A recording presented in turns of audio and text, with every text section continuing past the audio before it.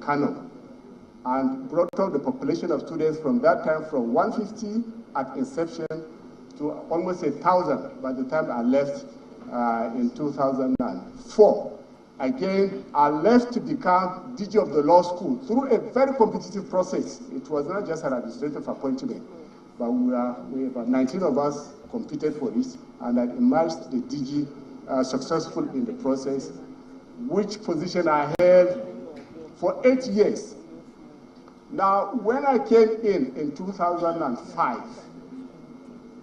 we met on ground close to 10,000 students who had problems with admission to Nigerian law school.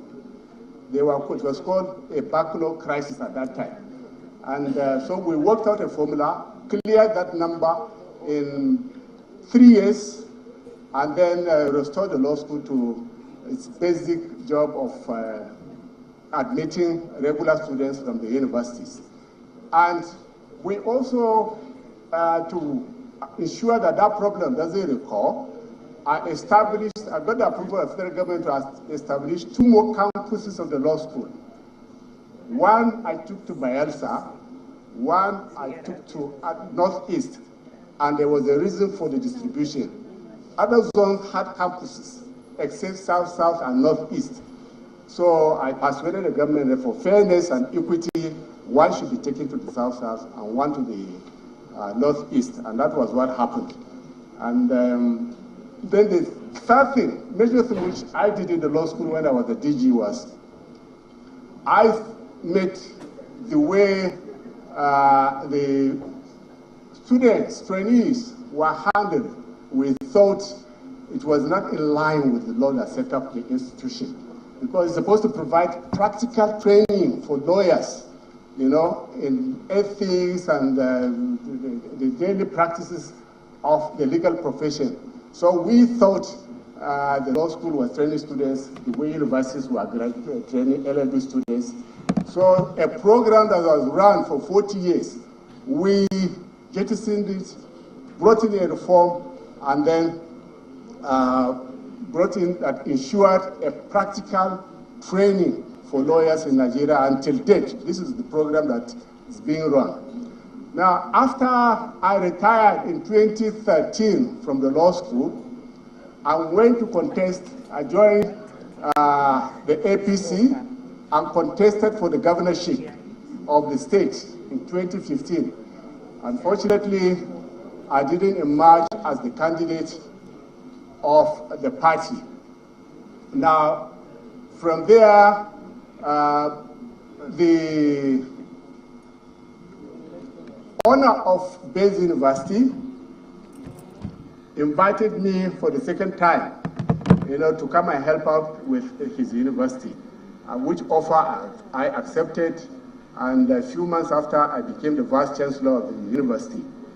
And while I was doing the job of the VC, I continued with my job in the political terrain. So I was appointed as a member representing the Northeast to the National Caretaker Committee, Extraordinary Committee of the party in 2020. And while there, I served to a large extent as the legal advisor, and also in the process had the opportunity to chair the Constitution review of the party, which for some time we were told there were a lot of efforts to review the Constitution, but it didn't work. So we were able to accomplish that task. Then thirdly, while there, we were also involved in a lot of troubleshooting. Working with the Ken Inamani, we were almost a 2-man squad together with other people. One of our distinguished senators was also with us.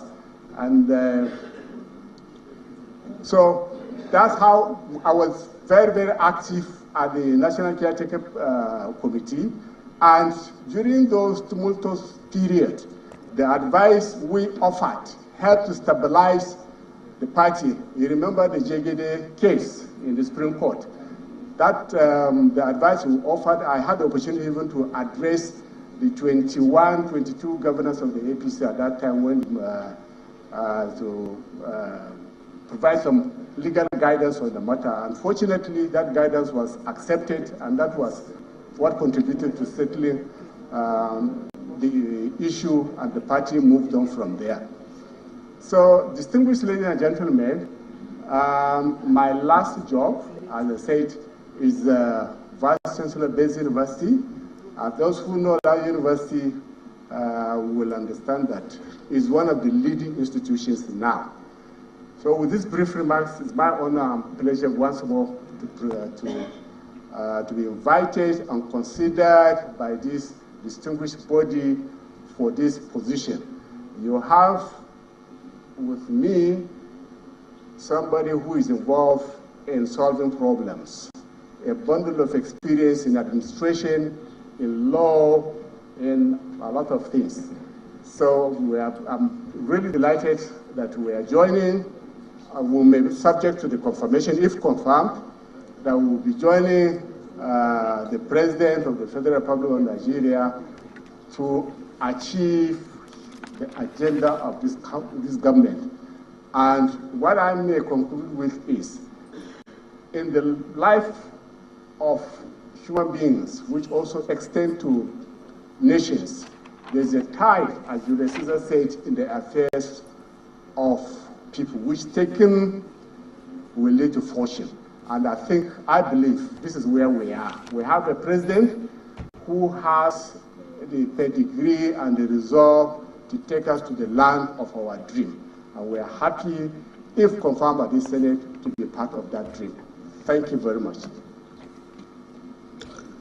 Thank you, Prof. For many of us who are lawyers, you need no introduction. But because you have mentioned some of your students who are still learning from you, I know are here as distinguished senators of the Federal Republic of Nigeria. I will crave the indulgence of the Senate to recognize one or two of the students of Prof. It's not easy to be a Director General of Nigerian Law School. It's not easy to be a Senior Advocate of Nigeria. It's not easy to be a lecturer of law for over 35 years. So, one of the students is here, former Attorney General of Borno State, distinguished Senator Mongoro, immediate past Chief Whip of the House of Representatives. Is there anything you can say about your teacher?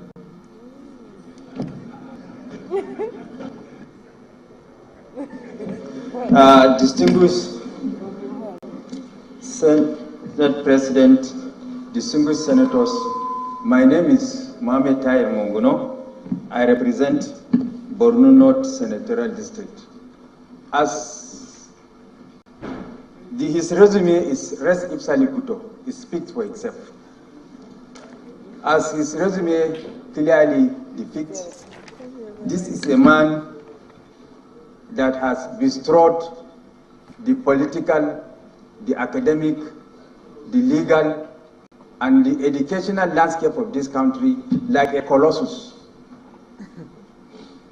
And he's going to bring his experience to bear on the renewed hope agenda government of President Bola Ahmed Tinubu to bring good governance and deliver dividends of democracy to the doorsteps of the people. Distinguished Senate President, as rightly alluded to him, I am one of his mentees. He has taught me law of evidence at 300 level in the University of Maiduguri. And I know, as rightly acknowledged by him, he is proud to have seen one of his students today, not only as Senator of the Federal Republic, but also Attorney General of the State.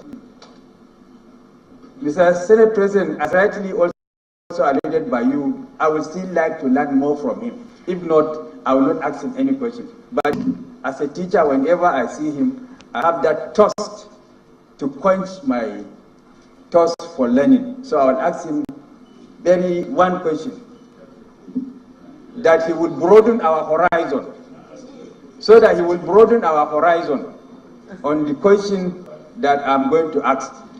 Sir, my question is, the Office of the Attorney General and Minister of Justice, or Attorney General and Commissioner of Justice, as the case may be, is a very sensitive office and sometimes even performs a quasi-judicial function in the discharge of that office, especially when it comes to the issue of entering nolle prosequi.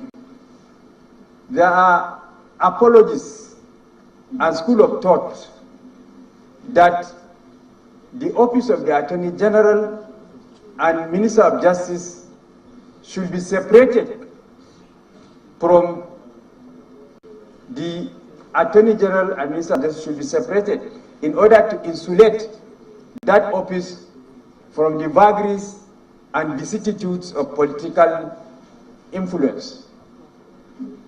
So my question is, ceteris paribus, I learned that word from you. Ceteris paribus, if you are confirmed and eventually you are a member of the Federal Executive Council, either as Attorney General or in whatever capacity or ministry that you find yourself, what is your opinion on this issue of separating the Office of the Attorney General and the Minister of Justice, as the case may be? Thank you. And I have also sponsored a bill to that effect in the House, but that bill did not see the light of the day. And I'm still very passionate about it because I have occupied that office. I know the sensitivity of that office. Thank you.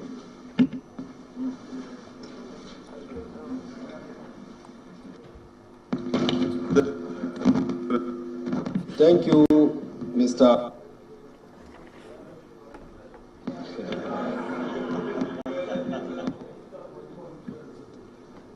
Very distinguished Senator Kaka. One time Attorney General also of state.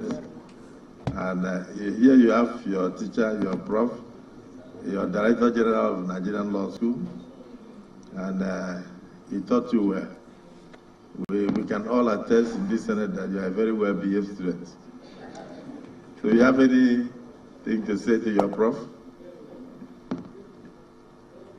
Mr. President, sitting as chair, my name is Kakasheu Lawan. I represent the good and resilient people of Borno Central Senatorial District. I am from Borno State, northeastern Nigeria. The nominee standing before you, Professor Tahir Mamman, was my teacher, head of department, Dean Faculty of Law, and Dean Student Affairs, while I was a student in the University of Maiduguri. In part 2, he taught me constitutional law, and in part 3, administrative law. I am very happy to inform this honored chamber that I was a student union leader in the University of Maiduguri when he was the Dean of Student Affairs.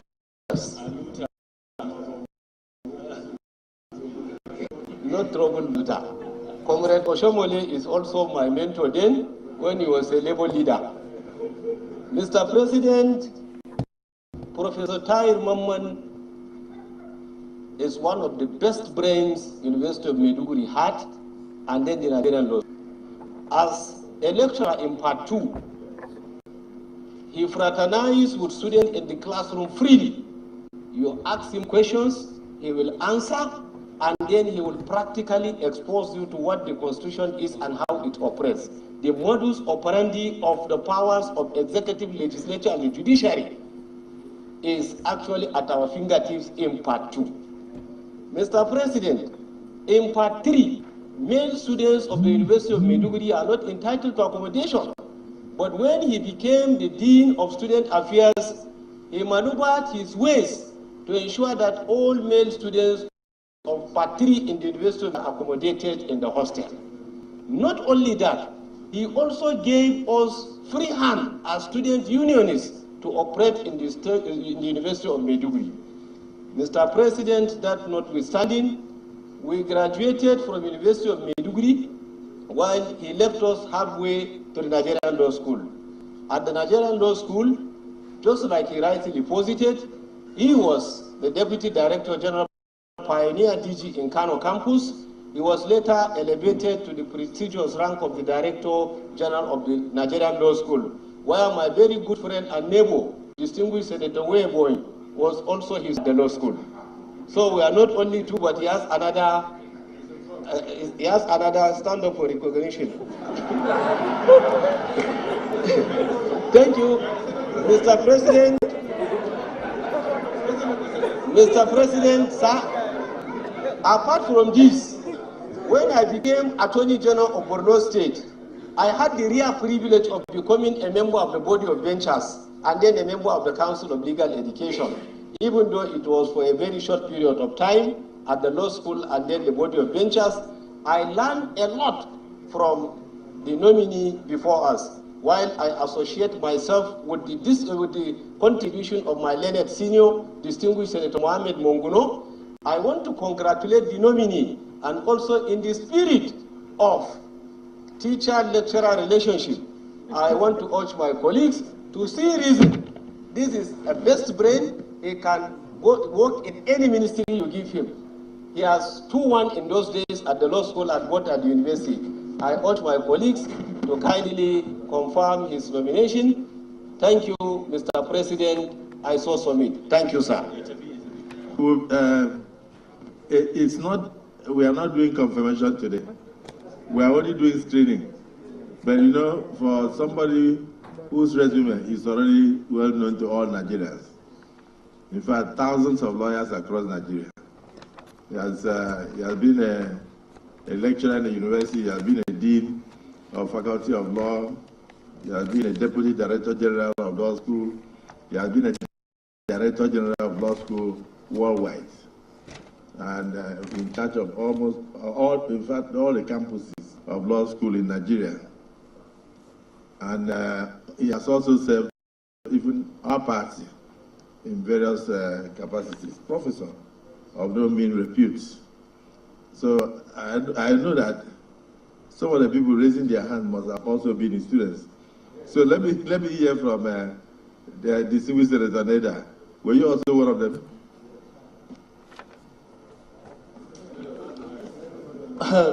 Mr. President, acting as chair, distinguished colleagues, my name is Neda Imaswe, Senator representing Edo South Senatorial District. Mr. President, to your dismay, he's 1 year my senior. I'm a class of 1985, while he's a class of 1984. But I've read through his resume, and I'm quite impressed of his work at the University of Maiduguri, where I'm proudly an alumnus.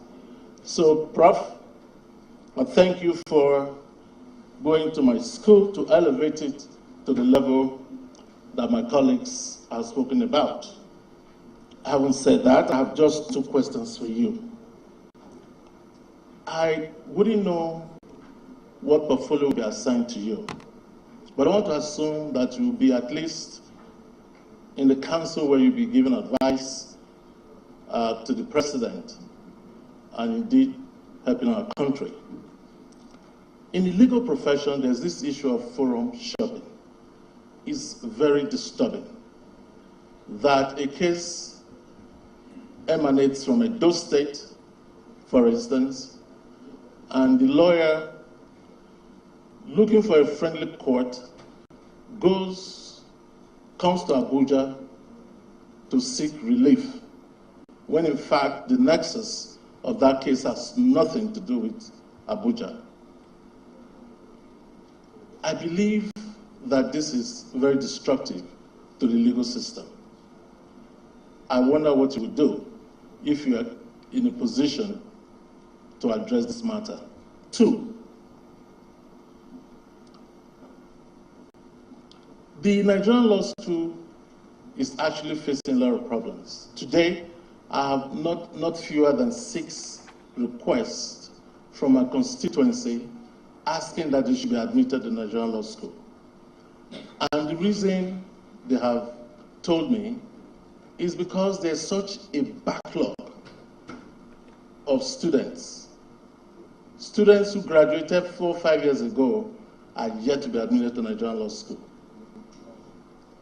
And you and I know very well the issue of seniority at the bar.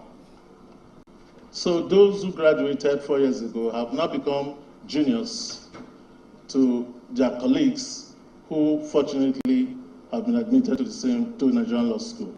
I just believe that there has to be something to be done to arrest this situation before it actually gets out of hand. Indeed, it's out of hand now. So if you're in a position, I ask you, what will you do to address this anomaly? Thank you. Really, Senator Naija, I would think that is a very good question. Because, Prof, he wants to know what you taught the judges when you were their lecturer. Whether you allow them, judges with coordinate jurisdictions, giving divergent rulings on the same subject matter. That's one side. And then at the same time, courts of coordinate jurisdictions, having universal jurisdiction in a way that even if the matter occurred in Akwa Ibom, somebody will run to Meduguri to go and get an injunction on a matter that had nothing to do with the Borno states. So the distinguished Senator Adams Oshimole, I'm sure the labor union must have also had experience with the judiciary so that he can answer at once and take leave. You have anything to ask the Prof? Mr. President, thank you very much for this privilege. What I actually wanted to ask is the fact that many of us in this hall, Mr. President, my name is Adams, I represent of Edo North in Edo State. We still have cases pending in court arising from election. And even the presidential is still pending. And yet, we saw that in Kenya, they had a dispute over election, and the issues were resolved within a month or two.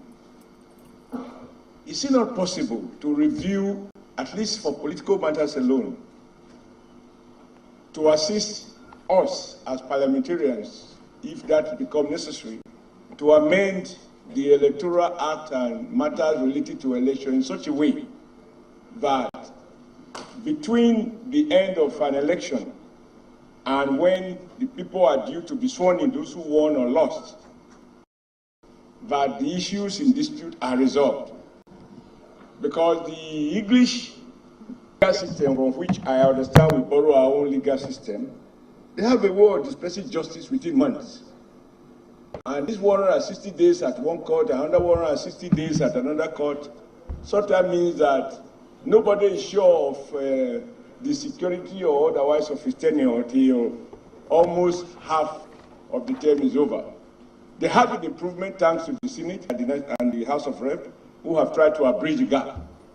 But some of us think that maybe much more can be done.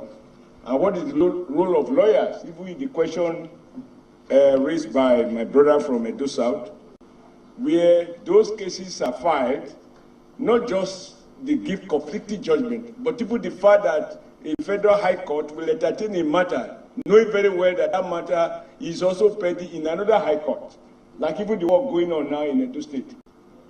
Without it, I'm not going to mention the specifics, so it's just sub judice.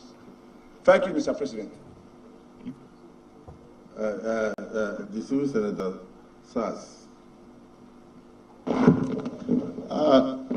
Mr. President, sitting as chair, distinguished colleagues, I was just being reminded here that I'm not a lawyer, and therefore, why was I raising my hand?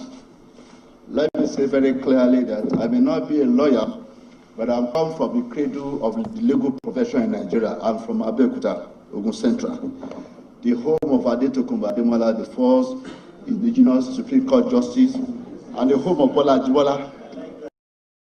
So I may not be a lawyer, by training, I'm a lawyer by ancestry.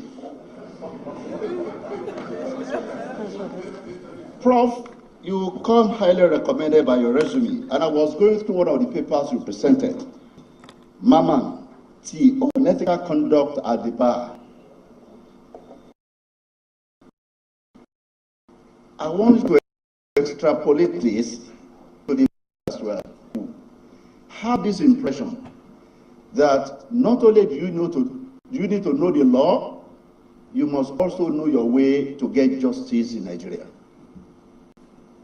As someone with this very rich legal background, what will you do to ensure that not only is justice done, but it's also seen to have been done by the populace? The second question is also the role of technology in reforms.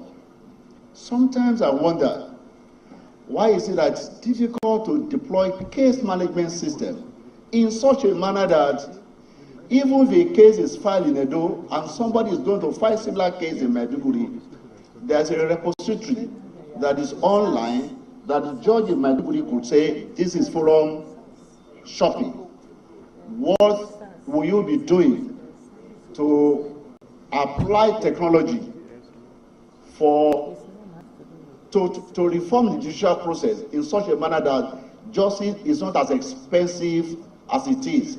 And I'm sure a number of our colleagues who are at the tribunal will know how expensive it is to prosecute particularly political cases in Nigeria. So, Prof, those are the two questions. As I said, I'm not a lawyer, but I come from a town of lawyers. Distinguished Senator Sadiq Omar.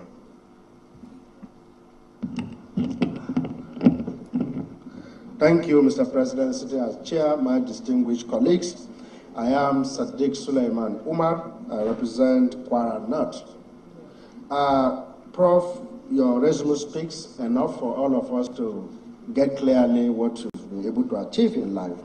But of course, when we do screening in the Senate, we are not just validating your competency, capacity, we're also interested in knowing your thinking and how that thinking can affect the society. I'm going to be asking you a question as an academic. You school in Nigeria, you school in UK, you taught in a public school in Nigeria, you also are heading a private university. Today, in this century, education is capital intensive. What we are budgeting for education is almost nothing that can move us to survive in the world of today.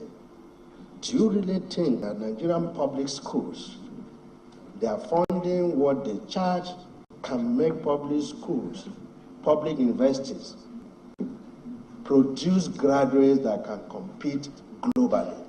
If you think what they are paying and the resources available is not going to meet that, how do you think Nigerian public universities can have enough funding for them to be competitive globally?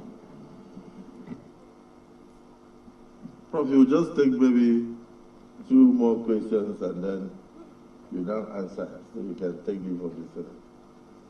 The Civil Senator Abbas Wakil Adamama Jr.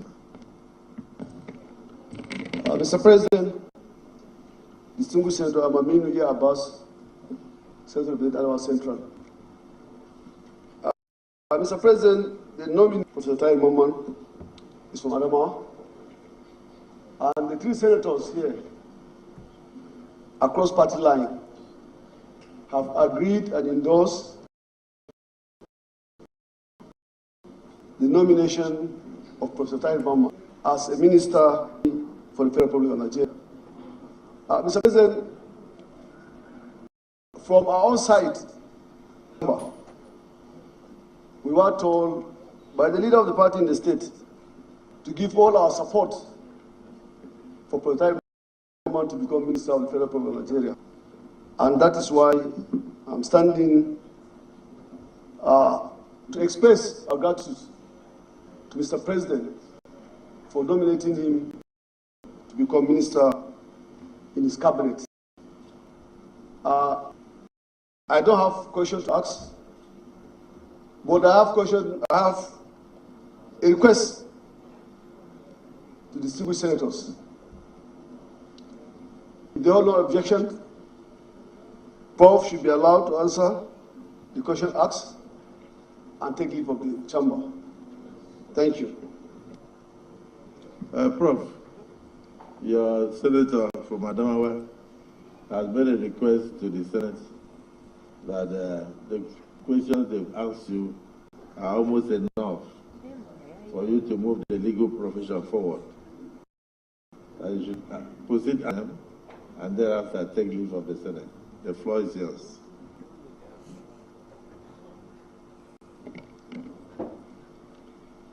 Well, I will answer the questions in the order they were asked, starting with Senator Mongono.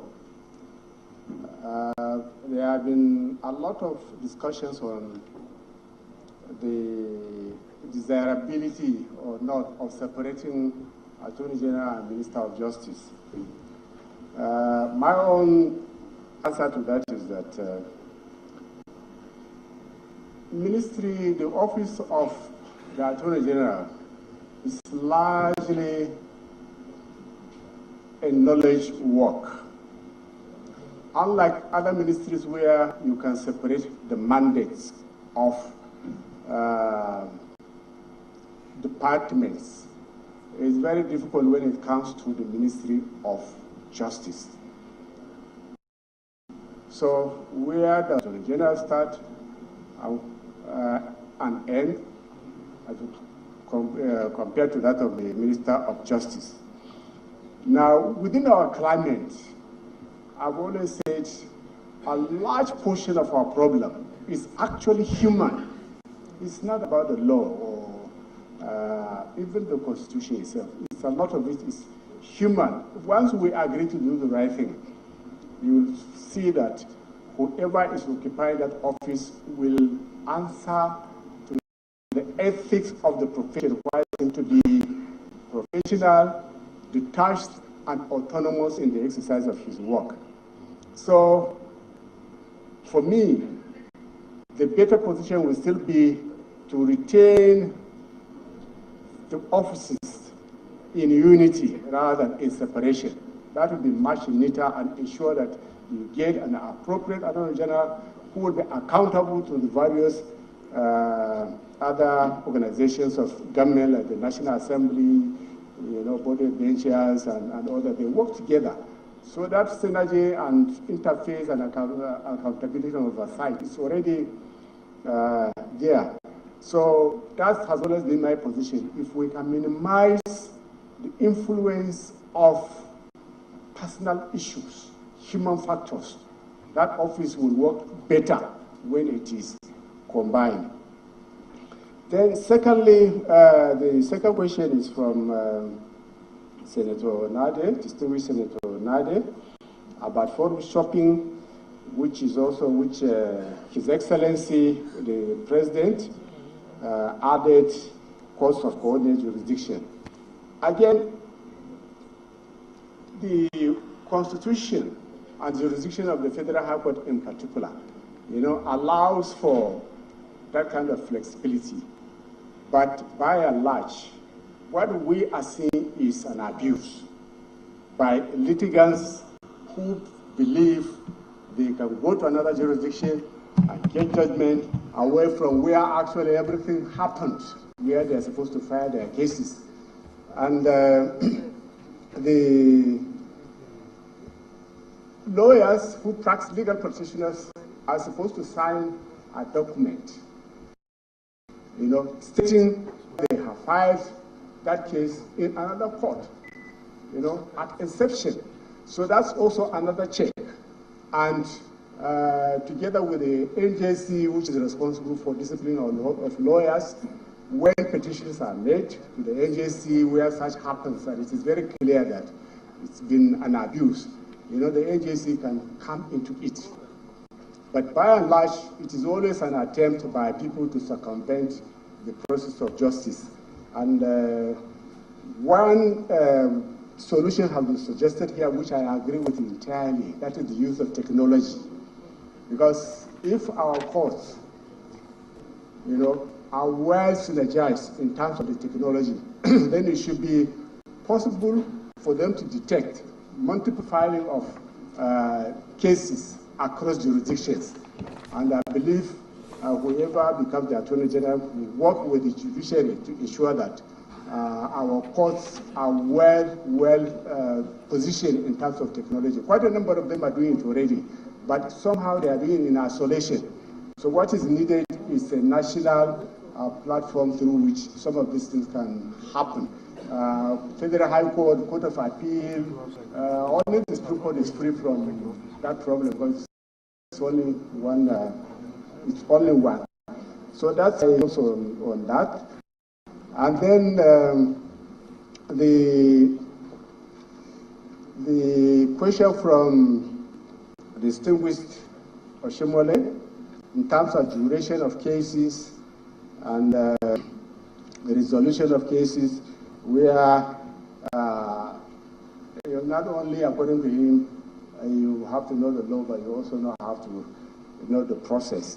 Yes, this parliament has been very active in terms of being able to work on the Electoral Act to provide for that, and also the Constitution.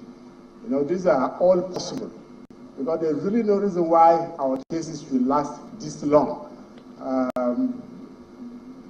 So it is quite possible. So it depends. Once the new Attorney General comes on board, these are matters which can also be addressed together with the rest of other organs. Thank you, Your Excellency.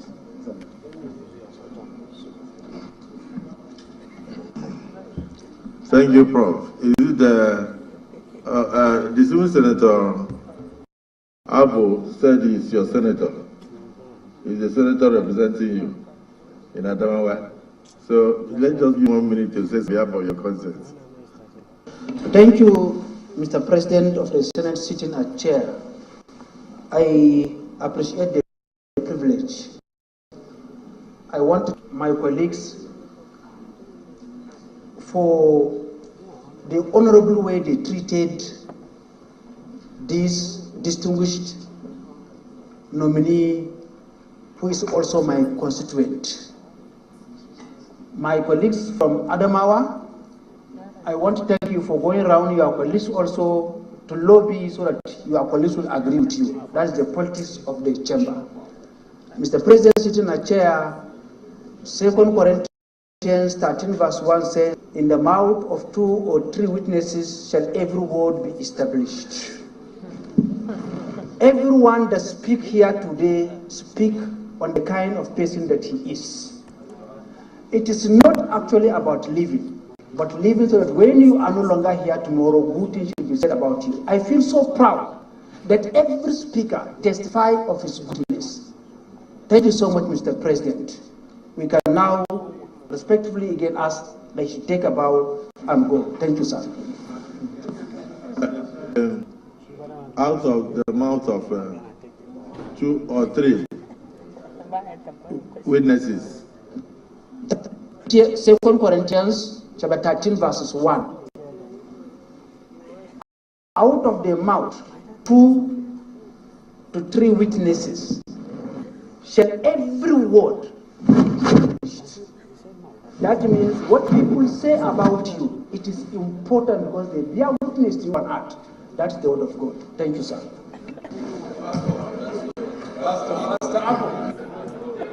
Well, if I knew that it would be out of the mouth of 2 or 3, but over 9 people spoke. So that is the word is more than established. Prof, thank you so much and congratulations on your nomination. You can now take leave of the Senate of the Federal Republic of Nigeria.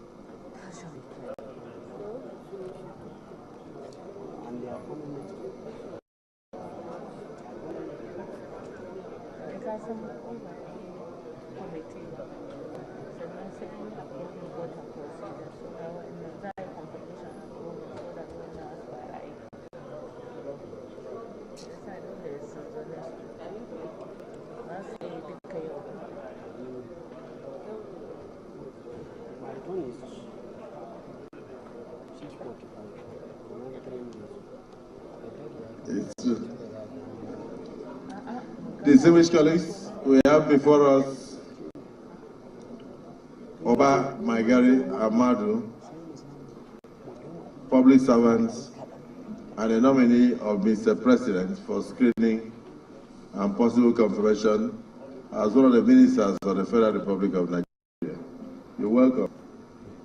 Please use the next few minutes to just summarize your resume, and if you have anything that is not contained therein, and you want Nigerians to know about it, you go ahead and say so. The floor is yours.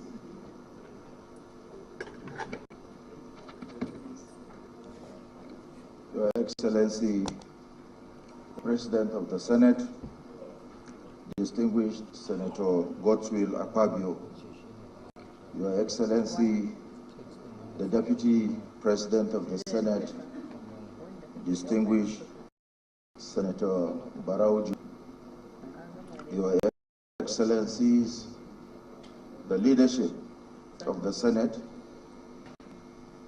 Your Excellency, with your kind permission, let me specially recognize the 3 senators representing Taraba State in this distinguished Senate. First and foremost, distinguished Senator Shaibu Issa Law, who represents Taraba North, distinguished Senator Engineer Haruna Manu, who represents Taraba Central, and of course, my own Senator, distinguished Senator David Jinkuta. Distinguished Senators, my name is Uba Maigari Ahmadu, Ministerial Nominee for Taraba State.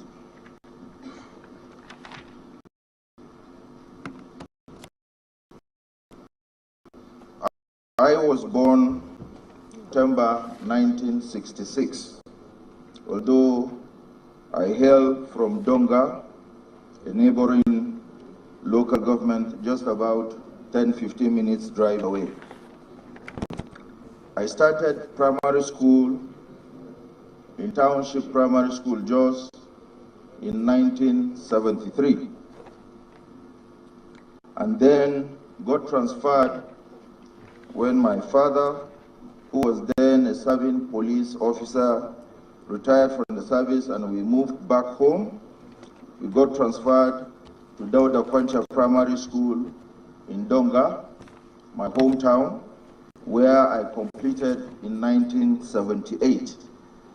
From there, I went on to Government Secondary School, Donga, from 1978 to 1980. I was thereafter transferred to Mbia Government Secondary School, Takum, in 1980 because the school was converted from general secondary school to a science-only secondary school. So I completed my secondary education in Mbia Government Secondary School, Takum, in 1983.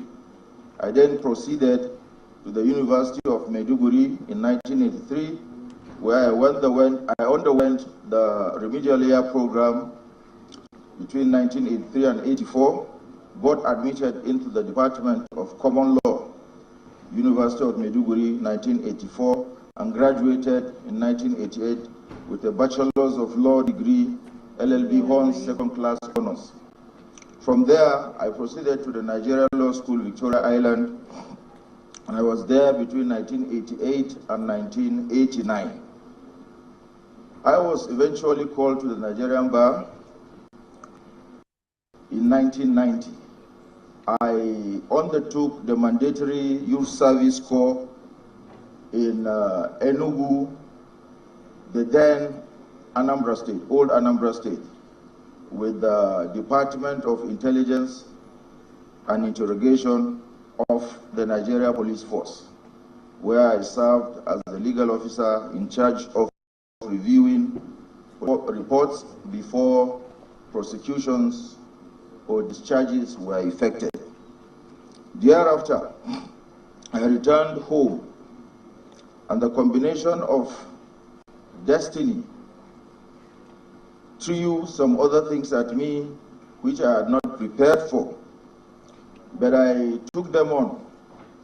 And after a little while, I went into a partnership with a senior colleague of mine who is now deceased, may Allah rest his soul, Nasir Abdul Dangiri, who went on to take silk in the year 2017. It was for a very short while. Because of the circumstances I wouldn't want to bore this distinguished Senate with, I had to engage in some other businesses that were thrown at me that necessitated my getting involved into civil engineering, construction, and hospitality businesses, which I all took together. After a little while, I decided on my own to contest elections.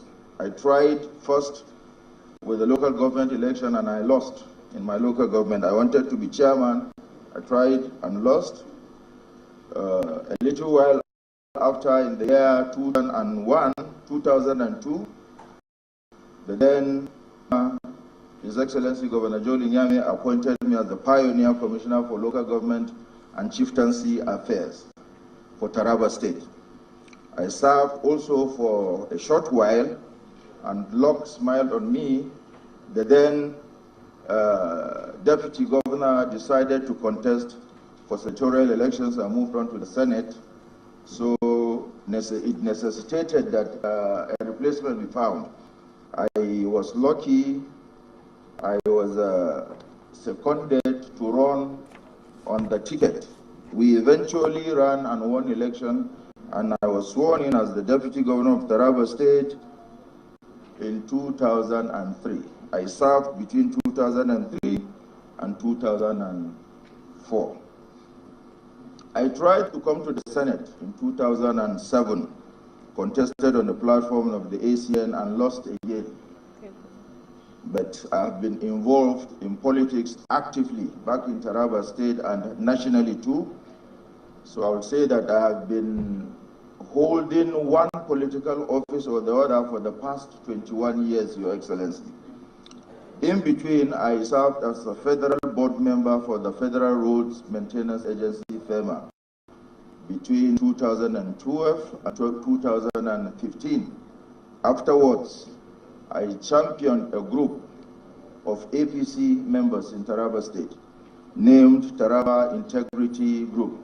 Between 2017, it was a pressure group within the party. Between 2017 and 2018, we repositioned the party in our state towards the 2019 elections. In a short while, in summary, Your Excellency Senators, I am basically a lawyer who was seated between law, business, and politics. I want to use this opportunity, Your Excellency, distinguished senators, to thank His Excellency Asiwaju Bola Ahmed Tinubu for giving me this wonderful opportunity to contribute to nation building, partake in renewing Nigeria's hope, and make my mark in taking Nigeria from its present position to where it should properly be. And I want to pray that I find favor with this distinguished Senate, that should I be lucky to be confirmed as the President's nominee, I will do my best in whatever capacity I find myself, because this is a call for nation building, not for anything else. And where I come from, it is a very, very big opportunity, especially if you come from the backwaters of Taraba that we have been neglected for a very, very long while. We need opportunities like this to prove to Nigerians that we actually have people with capacity that can contribute positively to nation building. I'm happily married to my wife, my darling wife, Kaltuma Ahmad Chanchangi. I've been married for 30 years, and we've been blessed with 4 beautiful children. Your Excellency, distinguished senators, I want to stop at that. Thank you for the opportunity.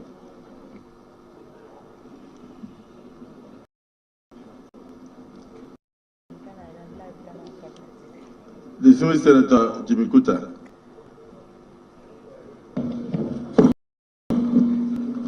Thank you, Mr. President, for the comment of the whole. Distinguished S.U. Jimmy Kuta, representing Taraba South, headquarters. Mr. President, let me take the opportunity to once again congratulate the nominee, His Excellency Barrister Megari, whom is a son of the Kororofa Kingdom, and thank also Mr. President for nominating one of our best. Mr. President, distinguished colleagues, there is an adage that said what affect the eyes, affect the nose. I want to beg my distinguished colleague, having gone through his resume, in various capacity, he can perform, he's competent. We, the Kororofa people, we are champion. I want to beg distinguished colleague to extend the gesture given to ex-governors to be extended to my nominee and to take a leave of the Senate. Thank you very much.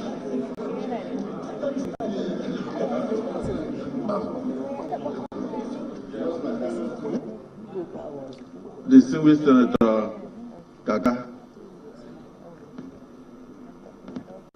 Thank you, Mr. President, for the rare privilege. My name is Kaka Shehu Lawan. I represent the good people of Borno Senatorial District. Mr. President, the nominee before us, Uba Megari Amadou, is very well known to you. He is a professional colleague, and we have relied on a lot of forums. Mr. President, it will interest you to note that Mr. Uba Megari Amadou was the chairman of my primary election that produced the result that brought me to this Senate. Today is a payback time. He is a very good man, down to earth, is intelligent and incorruptible. I associate myself with my distinguished colleague, Senator Jimmy Kuta, and I urge my colleagues to allow the committee to leave for thank you. So submit.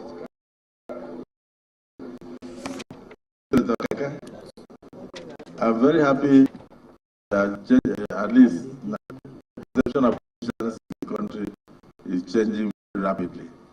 Did you say incorruptible? Very good. That is how all politicians are now in Nigeria. So, yes, let me call the former deputy governor of Taraba State, and my brother, distinguished Senator Haruna, to say a word.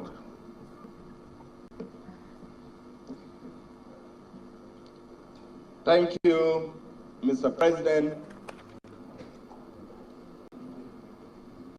My name is Senator Haruna Manu, and I represent Taraba Central.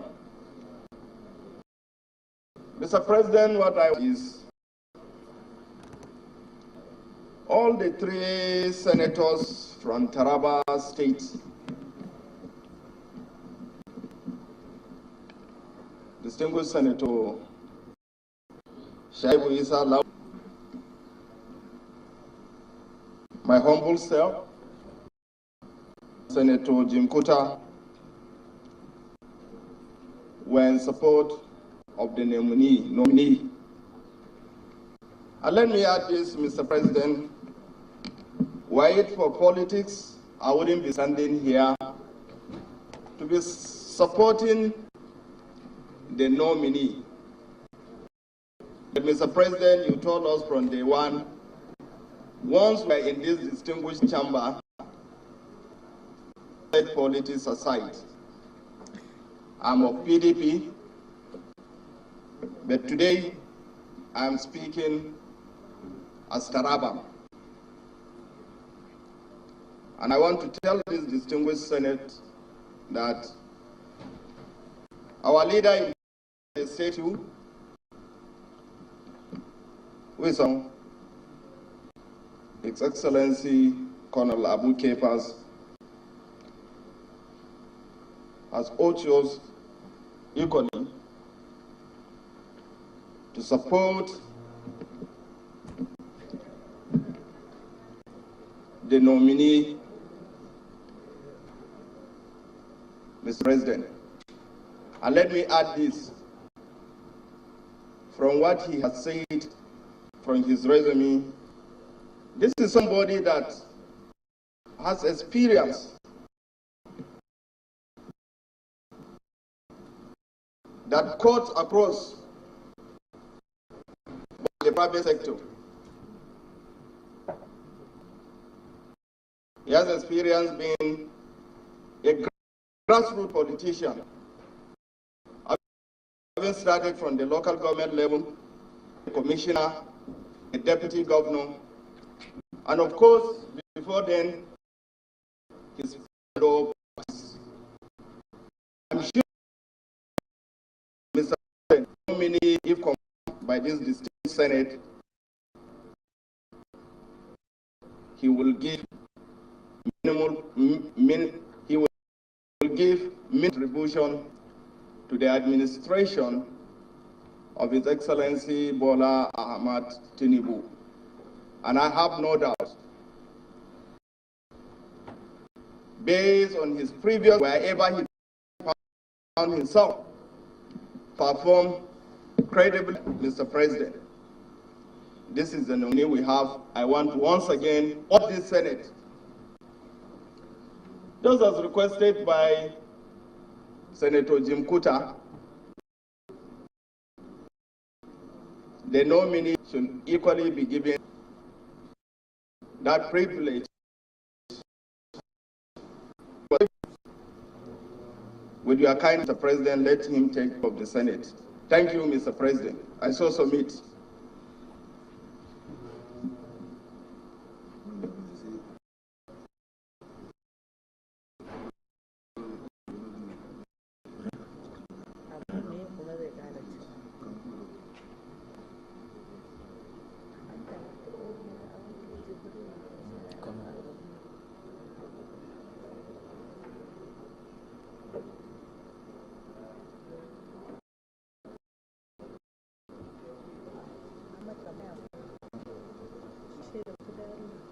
Situation in the country and insecurity and other vices plaguing the country today. You are joining the Federal Executive Council with a lot of vigor to bring about renewed hope for Nigerians. Is there any particular innovation that you think, if confirmed by this Senate, you bring to bear that will make a difference in turning the things around for the better? Thank you, Mr. President. One critical area I am very interested in is in the youth population. We have a virile youth population that, in my opinion, is largely underused. We have a youth battalion that is highly skilled in modern ways of doing business, and we have so many low-hanging fruits that people normally don't cast their minds to.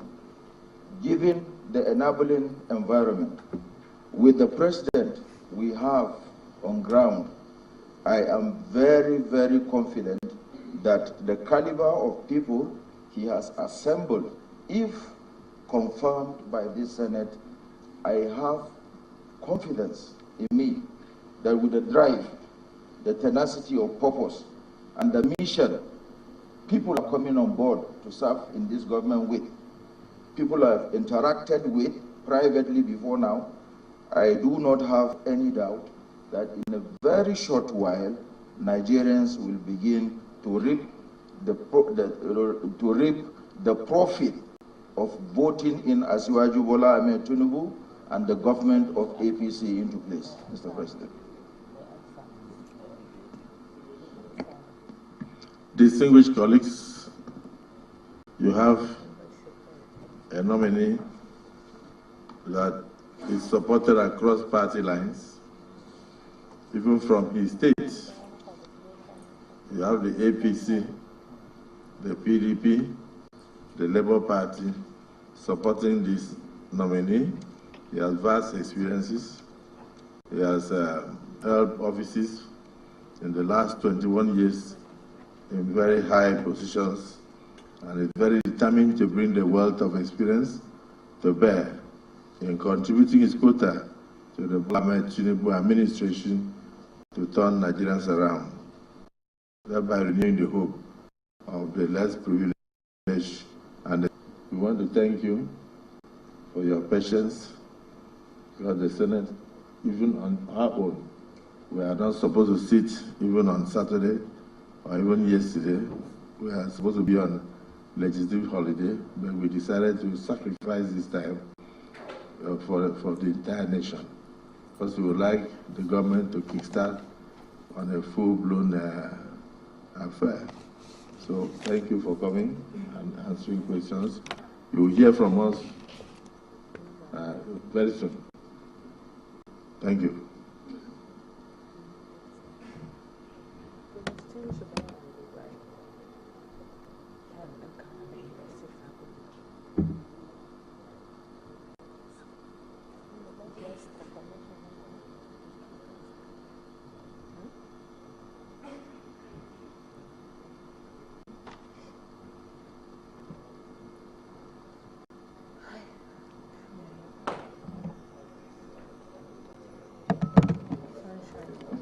Leader of the Senate.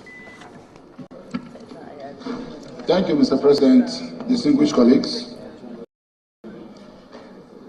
I move that, in view of the fact that the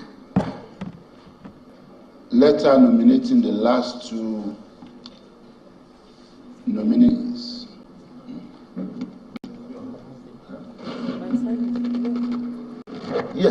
Yes, the letter came late, and they're in the process of completing their. We have the documentation that are coming in, but the security report memo we step the information hearing till Monday, which is the next legislative day. I so move to begin with. Minority Leader. Mr. President of the Senate, distinguished colleagues, I write to second the motion ably Leader of the Senate that the screening of other nominees is stepped down legislatively. I so second.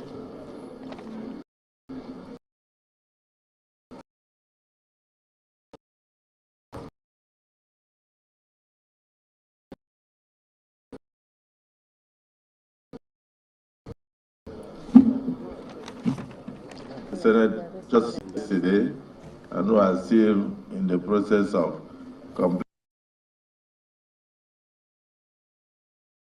their paper, they step down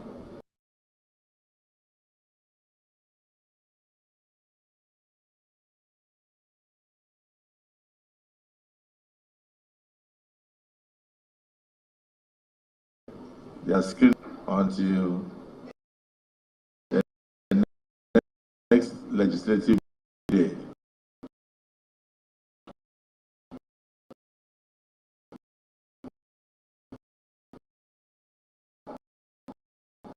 And that's so good. Mr. President, colleagues, I move that the Senate do resolve back to plenary for the chair to report progress. I so move. Minority Leader.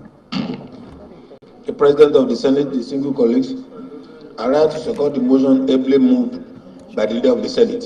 I so second. Distinguished colleagues, a motion has been moved that the Senate will revert to plenary for the job progress, and so seconded.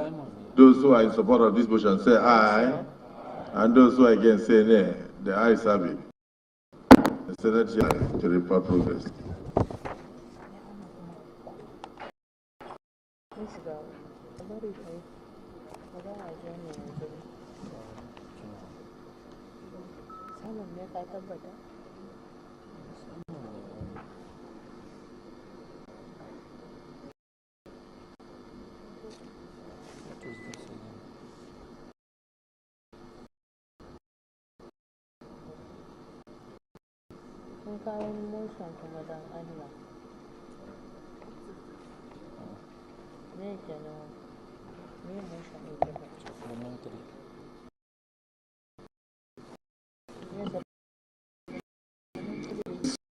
Committee of the Whole resume consideration of the request of Mr. President, Commander-in-Chief, for the confirmation of nominees for appointments of the government of the Federation of Nigeria.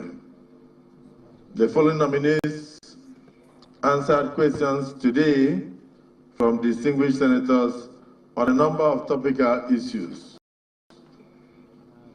Lola Adejon from Lagos, Bosun Tijani from Ogun State, Dr. Isiaq Salako from Ogun State, Professor Tahir Maman from Adamawa, Oba Maigari Amadu from Taraba. The Senate also stepped down two other nominees to enable them complete their papers, and they will be taken on the next legislative date. And then the Senate deferred approvals and confirmations on other legislative dates. Is this a true reflection of what transpired in the Committee of the Whole?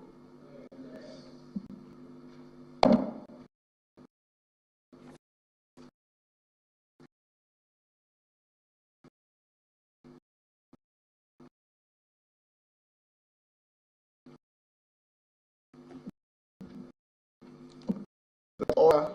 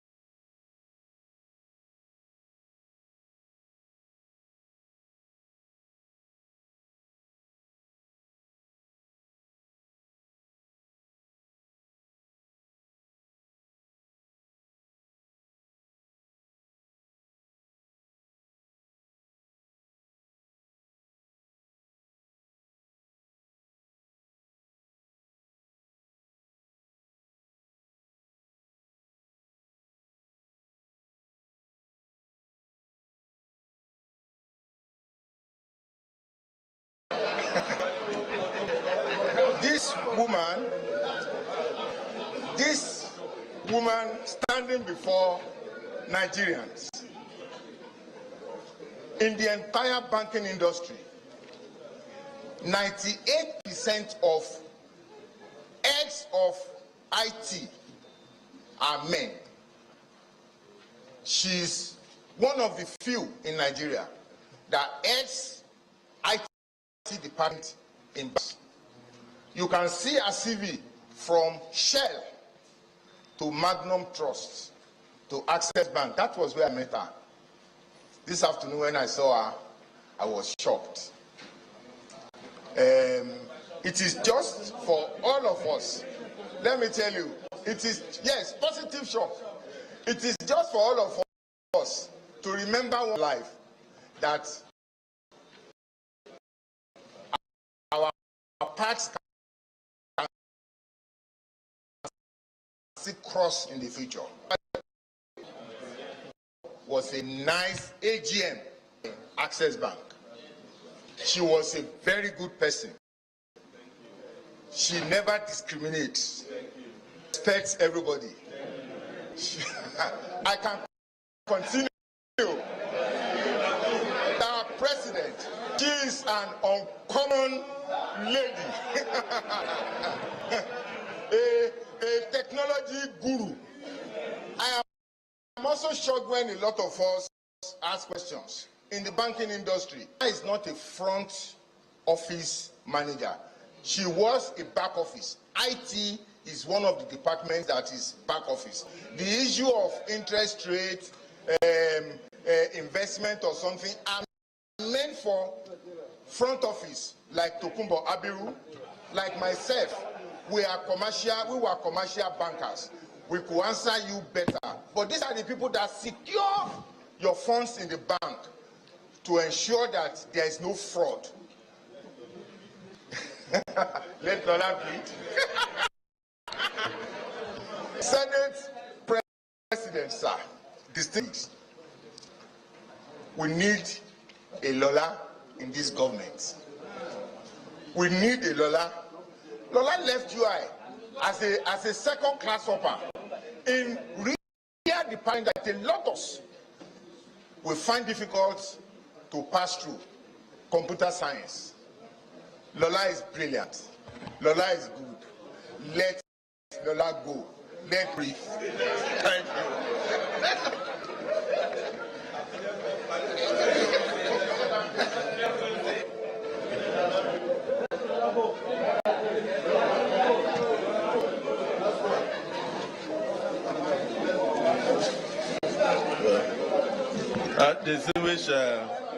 Distinguished colleagues and distinguished nominee, your subordinate, your staff, has just said, let Dola go.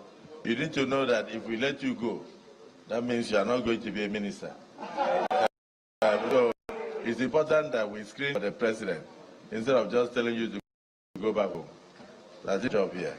So, distinguished Senator Idiat, as a gender-friendly Senate, we should give you an opportunity to ask a question. Well, the Senate President, distinguished colleagues, I am Idiat Oluroti Adebule. I represent the good people of Lagos West. And I'm happy to see Mrs. Lola standing before us. Well done, my sister. Congratulations on your nomination as the Minister of the Federal Republic of Nigeria. Well, as a technology solution expert of many years of experience, decades of experience, I want to advise that by the grace of God, if you are confirmed, I would advise that please pay special attention to our civil service. We need technology to drive the civil service for effectiveness. And that will be something that I will be so glad to see you doing by the grace of God. We can all be seated here, assuming that all is well out there. A lot still needs to be corrected. And that is why Asiwaju Bola Ahmed Tinubu has nominated you as one of the ministers of the Federal Republic. Therefore, a lot rests on your shoulder, and the good Lord will guide you. Thank you.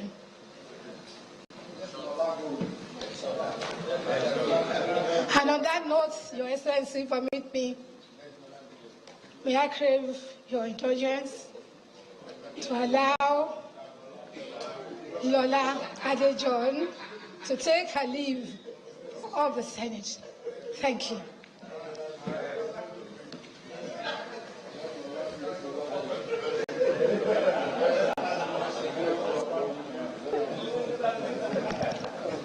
Distinguished colleagues, the last three speakers did not really ask any question. So I don't think there's any question before Lola. Is it the view of the Senate that Lola be allowed to take a bow? Those who are supposed to say aye, those who are against say nay. The ayes have it. The nominee may now take leave of the Senate.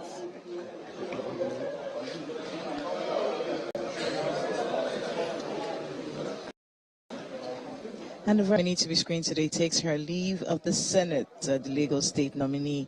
Right there, Lola Adejon, taking a bow and making her way out of this Senate chamber. The 64-year-old has been talked about quite a bit at today's screening exercise. A banking tech expert, information and technology expert, a graduate of University of Ibadan, computer science, top of her class, system analyst for Shell Petroleum Limited, actually, and her banking career, Magnum Trust Bank, Access Bank, UBA, and EcoBank. And we'll be listening to see how the confirmation of that particular nominee goes in a few hours. Yes.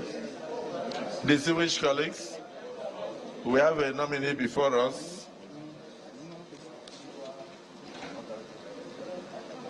In the person of Dr. Bosun Tijani, right? Can you just give us a brief of yourself and thereafter answer questions from distinguished senators?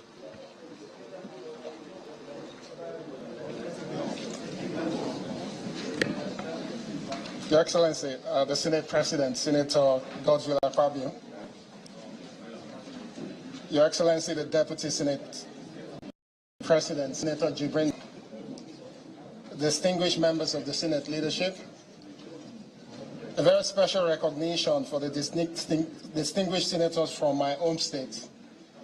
Senator Shuaib Afolabi Salisu, Senator Olamilekan Adeola, and His Excellency, Senator Otunbagbenga Daniel. And of course, all other distinguished senators of the Federal Republic of Nigeria. My name is Dr. Olatunbo Tijani. I'm from Itoko in Abeokuta South local government area of Ogun State. I was born in Agege, Lagos State, and happily married with 3 kids. I stand before this esteemed chamber today, humbled and honored by the trust reposed in me by His Excellency the President, Bola Ahmed Tinubu, GCFR, as a ministerial nominee of the Federal Republic of Nigeria. I extend my heartfelt gratitude to Mr. President for nominating me to serve in this crucial capacity, and to the Senate for giving me the opportunity to present myself for screening. My journey into public service has been driven by a deep-rooted passion for our great nation and an unyielding commitment to its progress. Throughout my career, I have been privileged to witness firsthand the untapped potential and boundless possibilities that Nigeria holds. However, I'm also acutely aware of the challenges that lie ahead of us. And it is with this sense of purpose and determination that I present myself before you today. At this point, I would like to share a bit of context as to who I am and what I can contribute in support of Mr. President's agenda, of course subject to your confirmation. Academically, I hold a bachelor's degree in economics from the University of Jos, a master's degree in information systems and management from Warwick Business School, and a doctorate degree in innovation and economic development from the University of Leicester in the UK. In addition, I've also attended several executive and professional courses in innovation, leadership, and economic development from institutions such as the Harvard Kennedy School of Government, Stanford University, and the Africa Leadership Institute.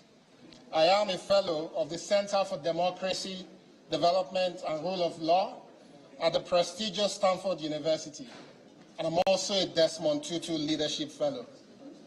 At the minute, I'm an adjunct researcher focused on digital epidemiology at the Nigerian Institute of Medical Research, and also an adjunct researcher with the Wits School of Governance in South Africa. With focus on driving the application of knowledge for enterprise and economic prosperity, my career path has taken me through roles with the International Trade Center in Switzerland, with Hewlett-Packard also in Switzerland, and Pera Innovation Network in the UK. I returned to Nigeria to co-found Co-Creation Hub in 2010 as Nigeria's first technology innovation hub, which has now grown from Yaba to become the largest technology hub in Africa, with physical presence in Kenya, Rwanda, and Namibia.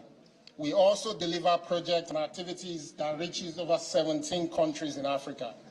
I've also been privileged to offer my service in support of critical industry advisory groups in Nigeria and abroad, including as a member of the Presidential Advisory Group on Technology and Creativity, also as a member of the UK Advisory Committee on Digital Access Africa, as an advisor and committee member to the National Group on Science and Technology, as a current member of the Project Steering Committee of Lagos State Government Technology Cluster for Yaba, and more recently as a member of the Expert Advisory Group to the European Commission on mainstreaming technology and innovation in the relationship between Africa and Europe. I believe and care deeply about the potential of Nigeria as a prosperous country that is driven by innovation. This has been a strong motivating factor in all I do, and I've spent the last 15 years contributing to deepening the technology innovation ecosystem with some of the world's largest technology companies and development agencies. I'm particularly passionate about enabling and supporting homegrown solutions to some of the most critical challenges in sectors like education, public health, agriculture, trade, and governance. An expression of this can be seen in my support to the work of young entrepreneurs like Temigiwa Tumbosun of LifeBank, Ifedara Johnson of Health Tracker, Preston Ide of Stairs, Inyolu Aboyeji of Andela and Flutterwave, Jumoke Dada of Taylor, Hio Isudemi of OnePort, and also Tega Iotim of Figure, among so many others. It is my conviction that we must prioritize the role of technology and innovation in raising the productivity level across our economy. We can leverage technology to increase the contribution of multiple sectors such as education, creative industry, financial services, manufacturing, agriculture, transportation, security to our GDP. Many of the prosperous nations that we admire have been built on a strong foundation for innovation. We are a blessed nation.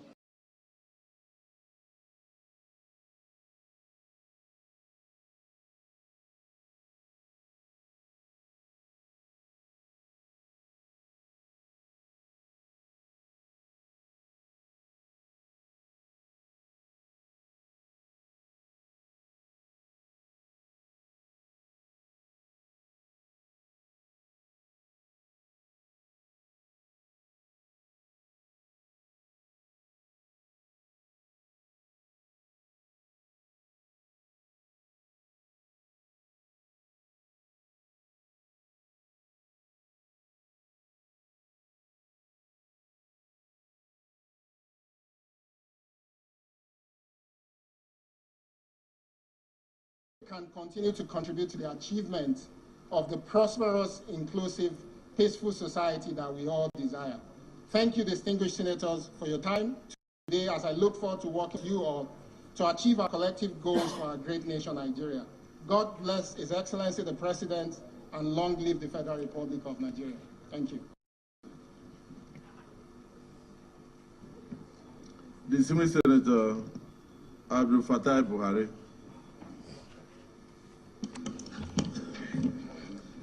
Mr. President, sitting at the chair, distinguished colleague, Buhari Abdul Fattah Oyonod.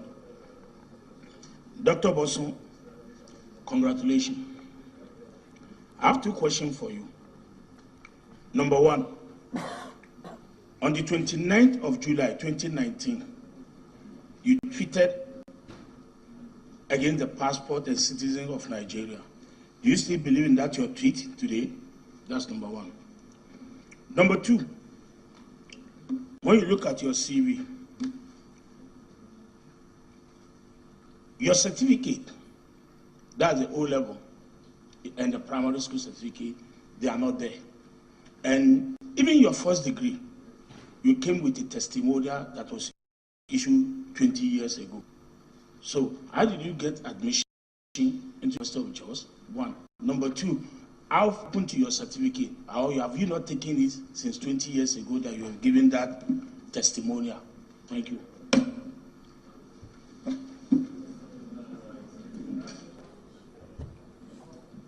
Please take that first question again. Take the first question.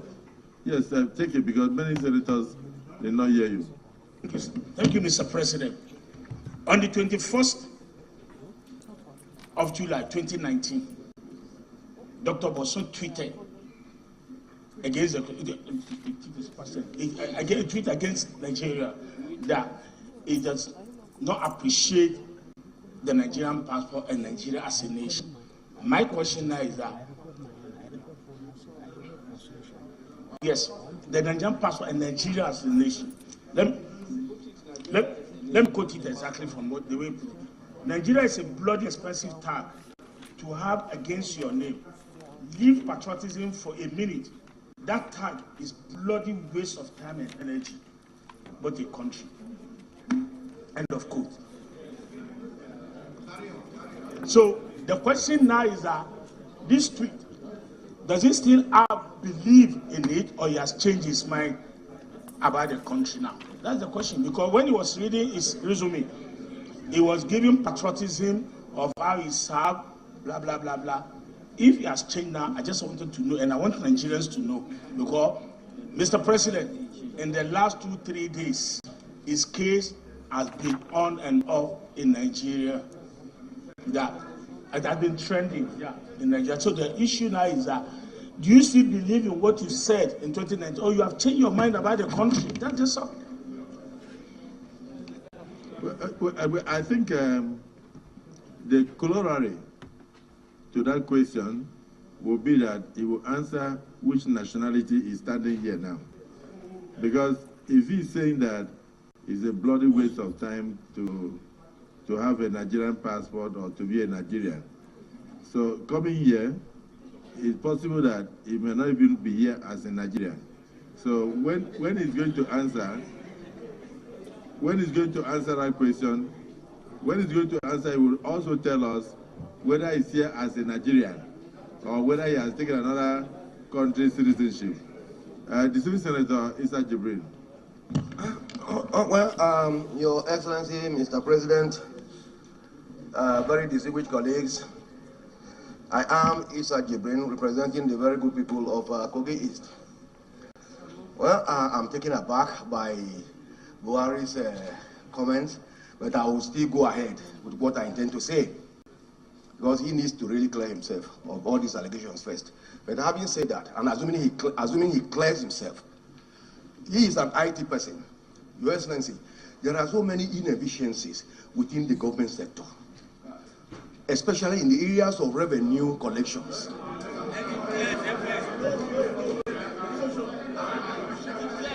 Okay.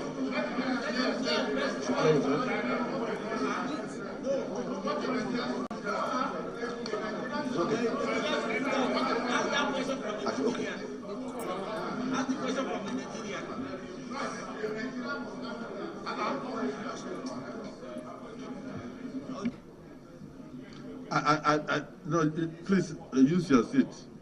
The distinguished Senator Solomon Adiola Olamileko.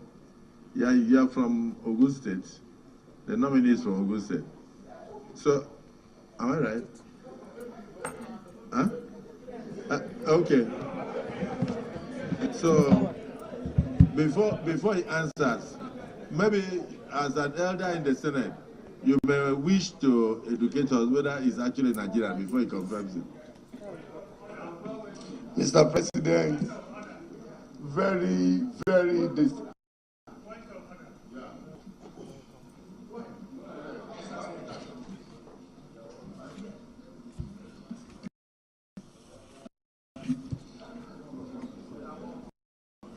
Mr. President, my name is Mohammed Ogoshionao. I represent Nasarawa South. I come under Order 10. And with the permission of the chair, I might want to read the proof. Any senator may rise at any time to speak upon a matter of privilege suddenly arising, and he shall be prepared to move without a notice a motion declaring that contempt of or breach of privilege has been committed. I want the Senate President's attention.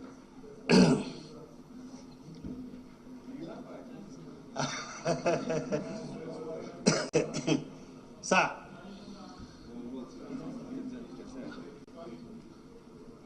yes, sir.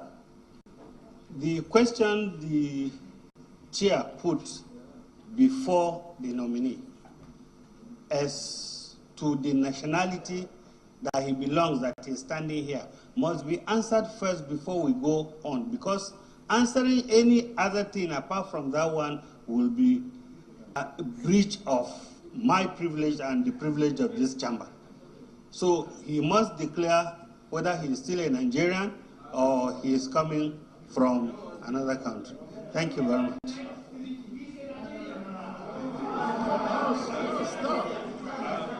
Stop.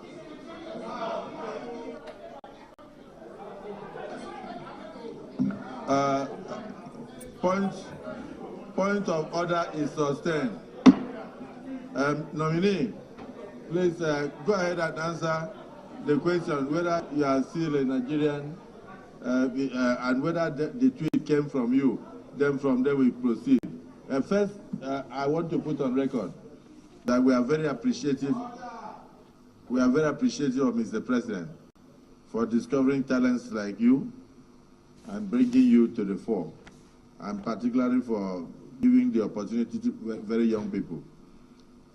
If it's something that you did because you were very young, and now you are getting a bit older, you let us know. And if Nigerian, let us know. But we believe you have impeccable credentials, and we are very impressed that young people are being given opportunity to join this government. So don't get us wrong. We just want to know whether you are from Sierra Leone or some other place, since Nigeria is not good. Please go on. Thank you, Your Excellency, Senate President. Thank you also for bringing up this issue, distinguished Senator Buhari. I'm going to ask that you please listen to everything I say as if I'm your son, because I will speak from my heart, and everything I'll say today can be proven. I've spent the last 15 years of my life going all across the world, looking for people to support young people who believe they can use technology to help lift this country forward. I've done this in so many ways, very loud and subtle. One of the most subtle things I've done is that since founding my company, we've opened now in 4 countries. And every time you get to the lobby of our office in this country, you will see an artwork there. And embedded in that artwork is the flag of Nigeria. Embedded in that artwork. If you go to the Kigali in Rwanda today, you will find that. If you go to Nairobi, you will find it. If you go to Namibia, you will find it. Everywhere we go. In 2019, as a sequel to something I did with Google, the business I do, which is to support young people to build businesses, require that they raise, and the ability to raise money relies on the ability to attract investors from abroad. And I did everything possible to build a company that is fully domiciled in Nigeria. In the technology space, people hardly domicile their businesses in Nigeria. I domiciled that business in Nigeria. In 2019, we decided to improve Nigeria's opportunity to be able to raise more money, that we need to be doing a tour of the whole world. But we didn't want to do it just as Nigeria, but as Africa. So I opened up 15 slots. This whole trip was paid for by Google. Nothing came to my pocket. We gave about 8 slots to Nigerians. Because I have a second citizen, which is a British passport, I was in the UK, and I was trying to apply for my Chinese visa because I did not need visa to every other country. I got to the embassy, and I was told that it would take me 2 days to get my Chinese visa. I was excited. And the gentleman said, "What do you do? Where's your pay slip?" I said, "I run my business." He says, "We have to see your bank account statement." I said, "I'm happy to provide it, but my business is fully domiciled in Nigeria." The moment I mentioned Nigeria, the gentleman said they have to do a special check on me, and it was going to take minimum 2 weeks. In anger, I tweeted what you read, which was paraphrased wrongly. One, I've also been given a taste of what young people have been doing to all of you as well, which is the tweet you read is just the first part of that tweet. The second part specifically mentioned that for us to lift this country up, we must find a way to correct our image, to project positive image. Because I don't want my 2 young girls to grow up because they're going to be proud Nigerians. I don't want them to grow up to experience the same thing. This is something that can be proven. What they've given to you, sir, is just a screenshot of the first one, which is convenient. I'm very passionate about Nigeria, very. As I'm standing in front of you, I've just closed a business that I've been working on for 2 years, which is going to support 36 Nigerian entrepreneurs with 65 million naira to build technology that's specifically focused on education. I do not do this because of my pocket. I'm standing here with you today because people know me for the work I've done, not because of my father or mother, because they're both late. I do not have political connections. I am extremely passionate about Nigeria. What it takes for Mark Zuckerberg to say I'm going to Africa for the first time, and before meeting anybody, it was me he came to, was a lot of due diligence on my passion and interest. What it took for the founder of Twitter to come and meet me as a leader when I wasn't recommended was for my passion and interest. And just a couple of weeks ago, when Mr. President was inaugurated, Bill Gates was in Nigeria to speak to the young people about the hope and opportunities that exist in this country. I was the one who hosted him. He was nationally televised. And it gave a lot of hope to our young people. I am not what is being represented online. I might have said things out of passion and support for young people. On this matter, lastly, because I support a lot of young people, we give them opportunity to come to Yaba to learn software development, build businesses of their own. So I used to spend almost 30–40% of my time going to look for ways to bail young people out of police station because they were found with laptops in their bags, not because there was any evidence to show that these people are fraudulent people. It was out of this anger and frustration. How can I be trying my best to uplift my country and I'm spending my energy doing things that is impossible? Lastly, I've worked with a lot of people locally as well, just to find so many resources and opportunity. I've worked with a very rich person here who's created a fund that is backing people in Nigeria and across Africa to do their businesses. I do not have stake in all these businesses. These are businesses that I truly believe will uplift the country, and that's why I do what I do. So Senator Buhari, please, I urge you that give me the opportunity to show you the entire tweet that has been passed on to you. That is not me. So, Dr. Bozun Tijani, you are saying that when you came out of the Chinese embassy, you were a bit disappointed with the way the image of Nigeria was being, ridiculed by international communities. But since then, that you have made efforts to correct the image. You brought Bill Gates to Nigeria. You brought Sugar Bar. That's the father of Facebook to Nigeria, and you are doing a lot of things to encourage Nigerians to go into the IT business and also to make money from there to sustain themselves. And you are very determined to make sure that your two children grow up to be proud of their identity as Nigerians, and that what you have suffered internationally should not be meted out to them, and that the image of this country must be corrected. And so when the president gave you this opportunity, you are very happy that this is now even a higher platform for you to come in and help to change that image, and also help to empower a lot of young Nigerians. Let me recognize another young Nigerian to say something. Senator Abu. Thank you, Mr. President, sitting at chair. You will live long, Mr. President. God bless you. Mr. President, sitting at chair, a few days ago, I commended the President of Nigeria for nominating many women into his cabinet. He kept his promise. Most of these women, if you look at their average age, 39 years, average. If you put all of them together, divide their age, give it 37 to 39 years. A young man is also standing before us today. In line with Mr. President's promise to young Nigerians that he will be part of my government, and he brought a young man. Look at his dressing, Mr. President, green and white. That is Nigerian. He came with Nigerian flag because of his passion for this country. Mr. President will not lie to you. Let me speak in pidgin English. Sometimes this country, they choke. They choke us. Mr. President, a few days ago, I was coming back from Kenya on the assignment that this parliament sent me. When I landed at Addis Ababa International Airport, I saw Nigerians being hoarded by a corner, denied flight.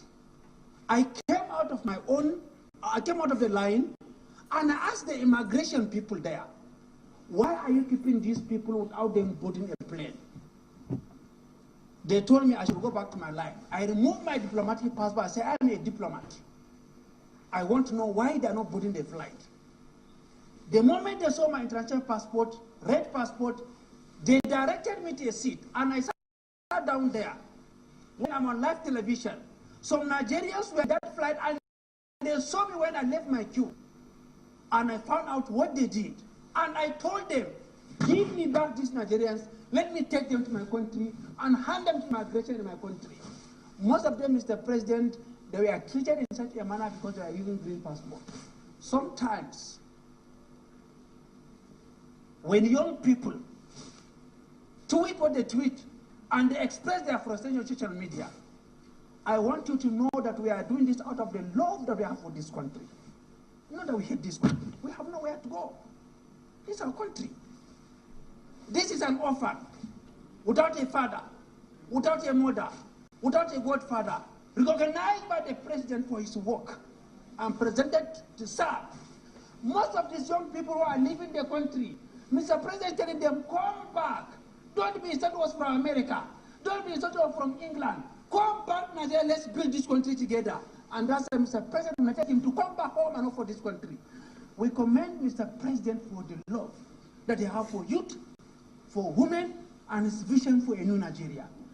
Colleagues, please, I beg you as a young person, when you see us sometimes you express passion, support us as your sons, as your daughters. Don't use our aid against us. Use our aid to see that we help this country. God is very intelligent. Take a bow and go, please. Honestly, Senator Abu, you know, you will agree with me that this Senate has been very kind to you. In spite of all the noise you make in the Senate, We tolerate you because we recognize the youthfulness in you. I'm very proud of your speech today. The two Senator Solomon Adiola or Lami Lekon, this is your citizen. Say something and let him come forward and take leave of the Senate. Thank you, Mr. President. Very distinguished colleague. Let me start by thanking Mr. President for identifying yet another talented Nigerian. Mr. President, let me commend the nominee for one thing. For the fact that yes, that tweet emanated from him, and the intention surrounding that tweet was not in any way to disparage or destroy Nigeria as a country, but out of sheer frustration that he encountered in the Chinese embassy.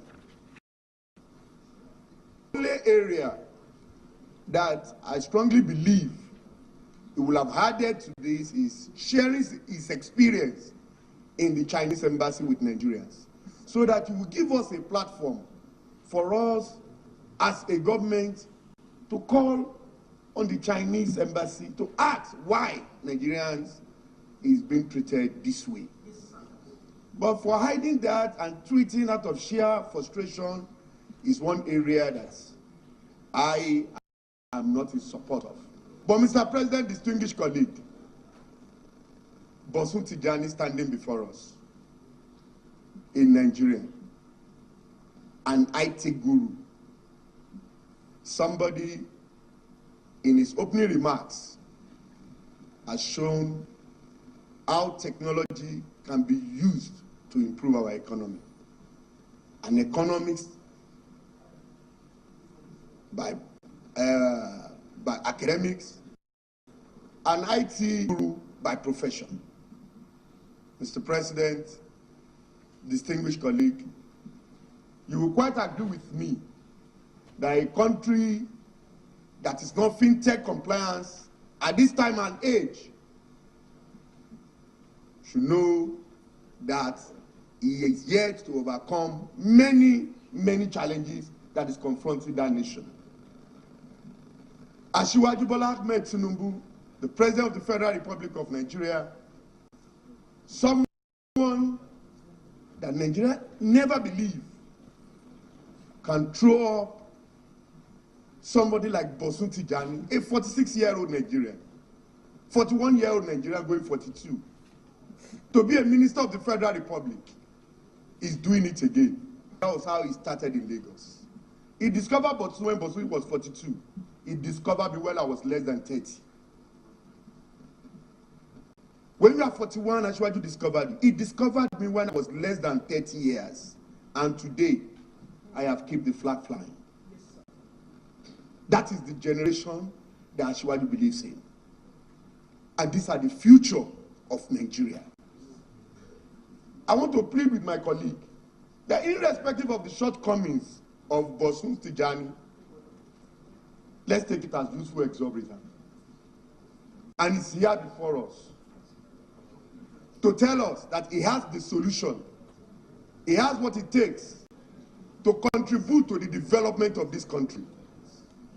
And he has decided to leave his businesses and leave his connection in the IT world to come and add value to the government of President Bola Ahmed Tinubu. I want to plead with my colleague that don't let us throw away the baby and the water. The man has appealed before us, and he has accepted to the fact, and even go ahead, I don't know, he has apologized. Okay. Maybe in his submission. He has not even committed anything according to his submission. But out of his sheer frustration, he has explained.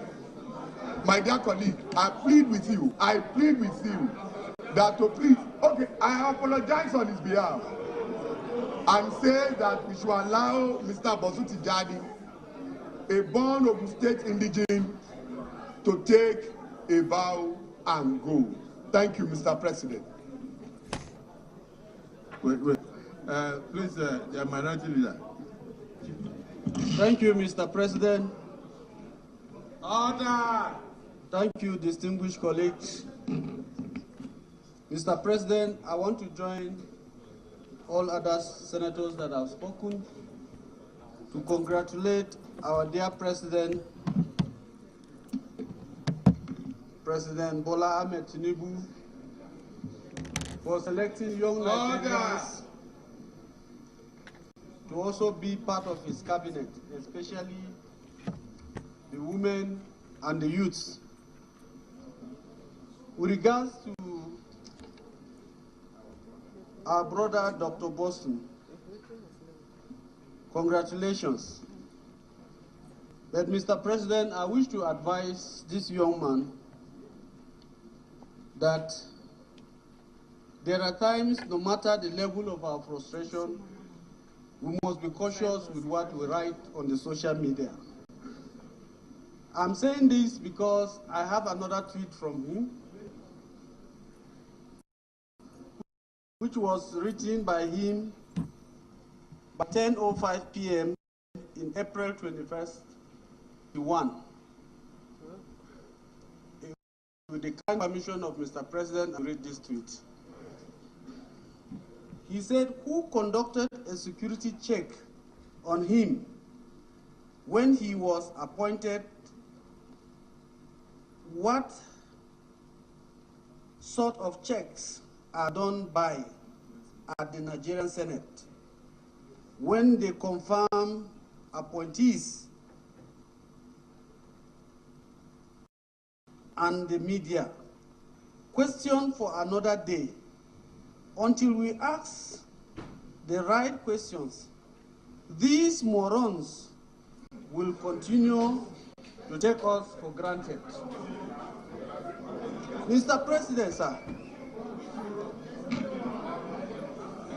Mr. President,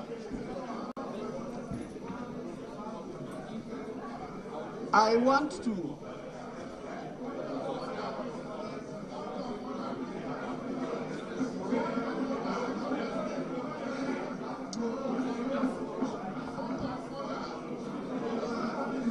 Mr. President, like I said earlier, order. This is a young man who is well read. I want to ask, having come from my alma mater, I'm also from the University of Jos, and I've taught there in University of Jos for 15 years. I find it very difficult to believe that a graduate of University of Jos will write this on the personality of the Nigerian Senate. I want to ask, sir, are you the author of this tweet or not? Thank you. Well, the Senate leader. Mr. President, very distinguished colleagues, I have a perspective to share with our distinguished colleagues. And I have a perspective to share with Nigerians, especially those among our youth who in the last 48 hours, since the name of Dr. Bosun Tijani was sent to this hallowed chamber as a ministerial nominee, our youth are divided on this matter. There are some who are supporting him. There are some who are also sharing other tweets from him similar to those that have been read out here. The truth about it is, beyond these two tweet messages, there are some other ones being shared online. And what is the underlying thing here? And what is the perspective that I want to share? Consider the dates of these tweets and recall the events that took place in Nigeria.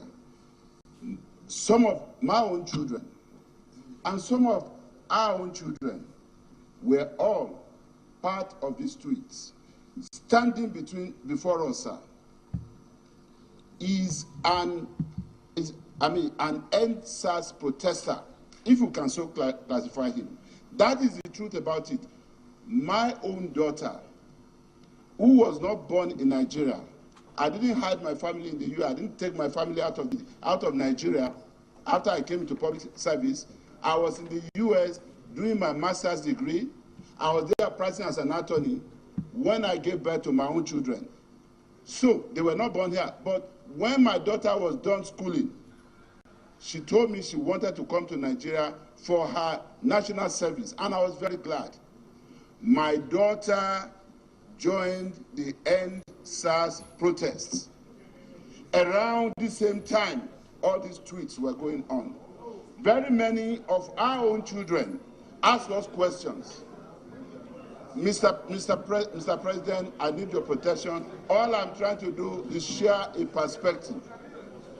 The same president, these are the issues for me. Number one, an NSAS protester who believed he was a spokesperson for his own generation, today has come to see the need to join hands with us to build this nation and bring all those ideas around which they organize protests on board to further build Nigeria and rebrand Nigeria. That's number one. More importantly, number two, the same President Bola Ahmed Tinubu, a citizen as he then was, not in any official position, who was accused or alleged as having taken soldiers to toll gate Plaza in Lagos to shoot NSA protesters, is the one who today, by the grace of God, President and Commander-in-Chief of Nigeria, has sent Dr. Bosun Tijani as a nominee to this chamber, because he also believes that they have something to offer. So let's look at it from all these perspectives and know that this man standing before us did what any of our children could have done. At that point, based on their own understanding of what's going on, he portrayed a scenario of how most of the people he was struggling to help were being arrested by the police because they had laptops in their bags, not because they were criminals. Let us remember what happened in this country. We need to move on with this generation. We need to put this behind us. So, of course, if he said anything that he shouldn't have said, he's here to apologize. That's not the problem. But let's take it beyond that and be less emotional about this issue. But we must protect the integrity of this institution. I agree, with our colleagues who are saying this. And our own youth must also learn from this, that even in the face of anger or protest, you must mind the language that you use. Thank you so much, Mr. President. Well, let me, just before I listen to any other thing, let me point out the distinguished leader of the Senate, that even if it was that your child that came before us here, that child will still face the same question. The questions being asked are not, nobody, I don't think any of them has ever met him.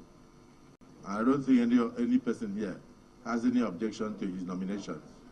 I don't think anybody here is against him. We are rather appreciative of Mr. President's choice. However, sometimes the past has a way of following us. And I think we can make progress. I will give you an example. The National Digital Economy Policy and Strategy 2020 to 2023 that involves ICT parks, entrepreneurship, innovators, youth empowerment, which will break it down to solid infrastructure, soft infrastructure, service infrastructure. All these policies, he was part of those who developed these policies that he believes can empower young people. When Mr. President was coming on board at Eagle Square, I said that I learned a lot from him when he was governor. I turned boys into men as a governor in my state, and that he will come, if he won the election to be president in Nigeria, that he will turn a lot of Nigerian boys into men. I think this is one of such. Now, if we sit here for the next 5 minutes, somebody will bring out another very derogatory tweet from him, whether it was done in the heat of anger, or whether it was in collaboration with your child, I wouldn't know. But the major thing there is that he has a very good opportunity on live television to tender apologies to his elders for his youthful exuberance and his mistakes, that we move on. Dr. Tijani, Dr. Bozu Tijani, this last tweet and many others that will come, like the one you called your elders. Look at somebody like Senator Gomer. I'm sure he was in the Senate there when you said that he was a moron. So, do you still believe that senators are morons, or do you have an apology to make? If you can tender an apology, we can move on. And then if you also believe now in your Nigeria, we can still move on.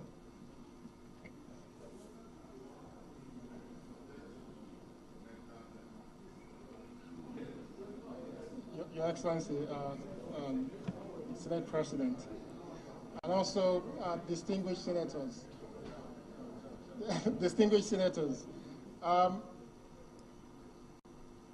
was raised properly as a Yoruba boy, both in Agege and Abeokuta, so I do understand that we're not meant to disrespect our elders, and that's not the training that we're given. My father probably won't be proud of me for all these allegations, but one thing he'll be proud of as well is that the passion that led me to those mistakes has also given me the opportunity to contribute to the development of this country. So I want to profusely apologize to everyone in this hall, including anyone anywhere in Nigeria that may have been offended about everything I said. I ask that you please, in the process of accepting my apology, that you look at the undertone of everything I've said.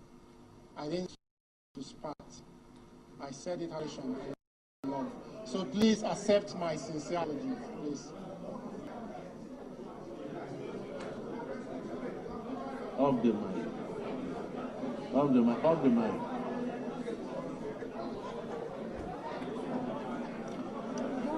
Distinguished senators, distinguished colleagues, we have before us a young Nigerian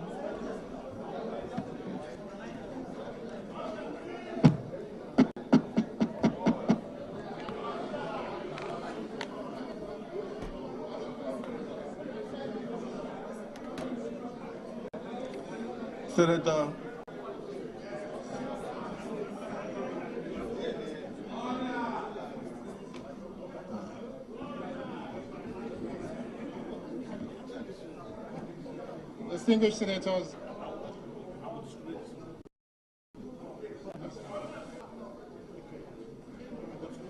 Distinguished senators, please again accept my apology if I went too far in explaining. I'm absolutely sorry for everything I've said. I'm sorry.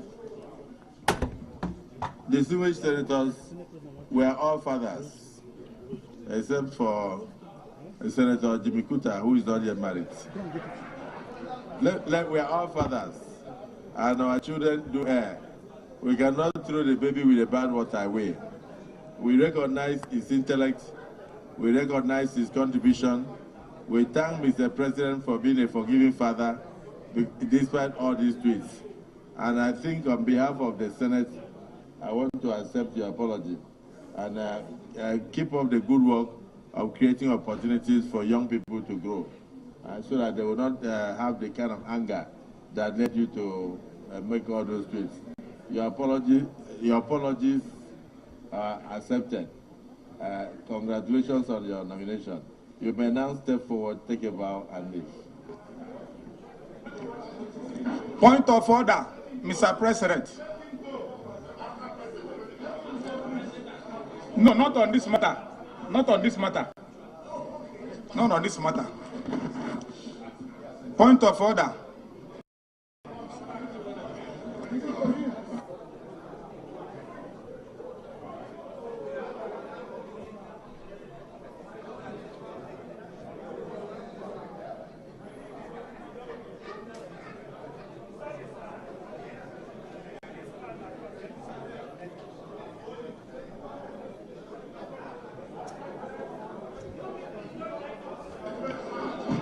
Point of order. Yes, sir.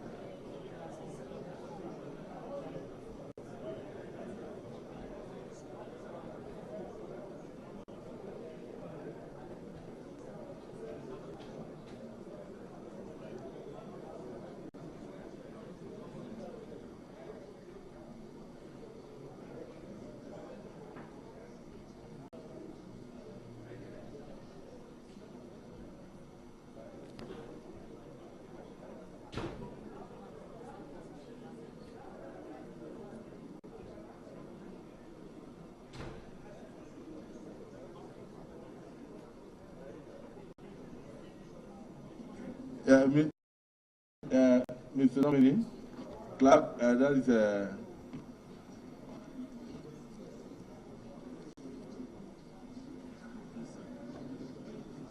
Salako Adegunle Adeboye, right? Welcome to the Senate. We are only doing confirmation screening. We are not doing approvals and confirmation yet. So ours is just to ask questions, note, look at your CVs, evaluate everything about you, your personnel, your life details, and every other thing. And thereafter, the Senate will still go into further sitting on confirmation and approvals. So this is just screening. So please, let's not exhaust all our bullets. If you have anything against any nominee, when we are going into the confirmation and the approvals, before we forward to Mr. President and Commander-in-Chief, you still have a right to bring it up. From your resume, give us very brief summary. And please, let's just use 5 minutes or 3 minutes to give us a brief summary of your resume, your person, where you were born, and if you don't know the name of your village, say so, and thereafter you answer questions from the civil senators. Your Excellency, the President of the 10th Senate of the Federal Republic of Nigeria, Distinguished Senator Godswill Okot Akpabio, the Deputy Senate President, Principals Officers of the 10th Senate. Mr. President, sir, please permit me to recognize the 3 senators from my state, Ogun State, starting from the senator that is representing me as a constituent of Ogun State, Ogun West Senatorial District, Senator Solomon Olamilekan Adeola, the Chairman, Senate Committee on Appropriation. Also to recognize the senator representing Ogun East Senatorial District, who was governor of Ogun State when I had the privilege of serving as commissioner in Ogun State, Senator Engineer Otumba Benga Daniel. Also to recognize the senator representing Ogun Central Senatorial District, my big Egbon, Senator Shuaib Afolabi Salis. Distinguished senators, I want to use this opportunity to also thank Mr. President, the President of the Federal Republic of Nigeria, the Commander-in-Chief, for giving me this opportunity, and to also thank my political leaders in Ogun State, particularly my governor, the governor of Ogun State, Prince Dapo Abiodun, CON, and also the former governor of Ogun State, Aremo Olusegun Oshoba. My presence here today, Mr. Senate President, is like breaking a jinx. By nominating me, the President of Nigeria, and my governor have broken a jinx. Because since the inception of this democracy, this is the first time somebody from my senatorial district will have the opportunity of being nominated to be a minister of the Federal Republic of Nigeria. And in the history of Nigeria, under democratic rule, this is the second time ever. So what Mr. President and my governor has demonstrated is to show that when they talk about inclusivity, it is not only about political leaning, it is about the diversity in Nigeria, everybody being given a voice. And I would like to thank Mr. President and the governor for this opportunity. I also want to thank the Senate, sir, because I know that most Senates in the world, most parliaments in the world are on recess. But this Senate have decided to shelve their recess to treat this matter. I want to sincerely appreciate the Senate. Once again, my name is Salako Isiaq Adekunle Adeboye. I was born 56 years ago on the 8th of August 1967 in Ayetoro, Giwa North local government of Ogun State. I am a full homegrown boy. I have studied all my life, all my school in Nigeria.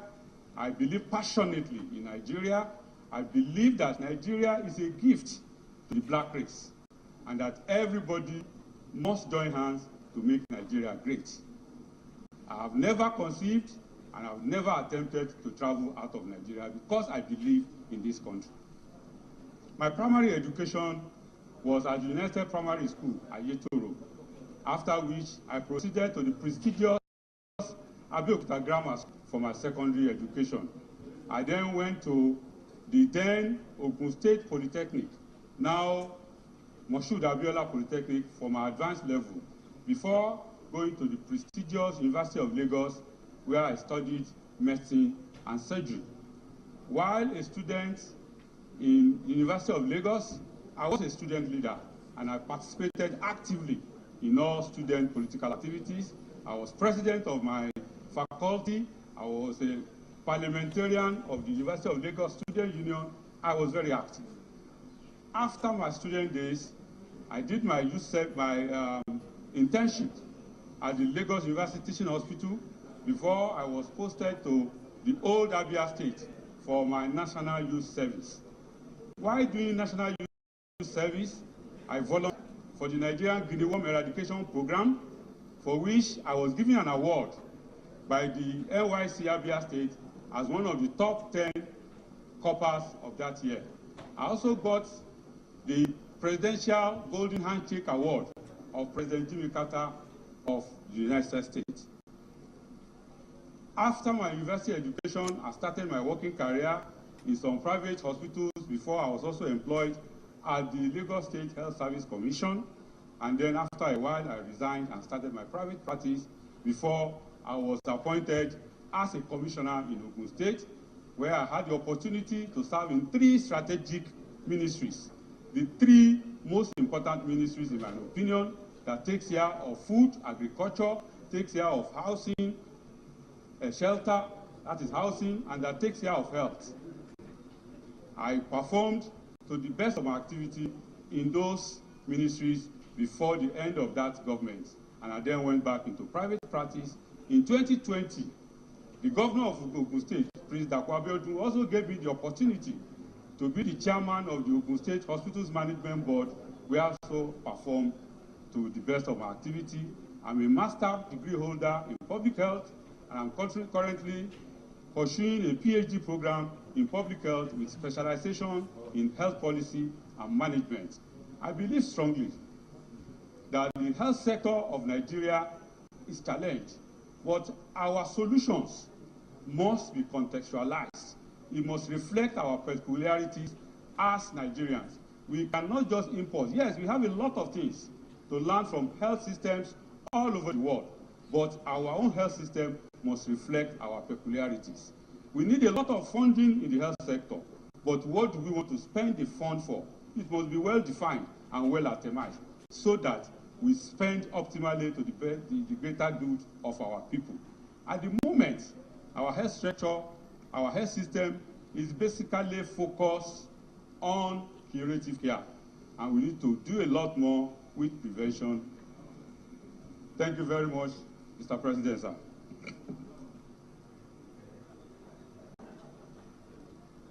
Senator Izonaso.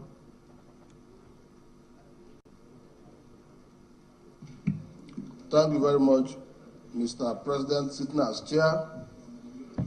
My name is Senator Osita Izonaso. I represent Imo West. Mr. Nominee, congratulations for being the first person from your senatorial zone to be so nominated. I'm interested in your CV.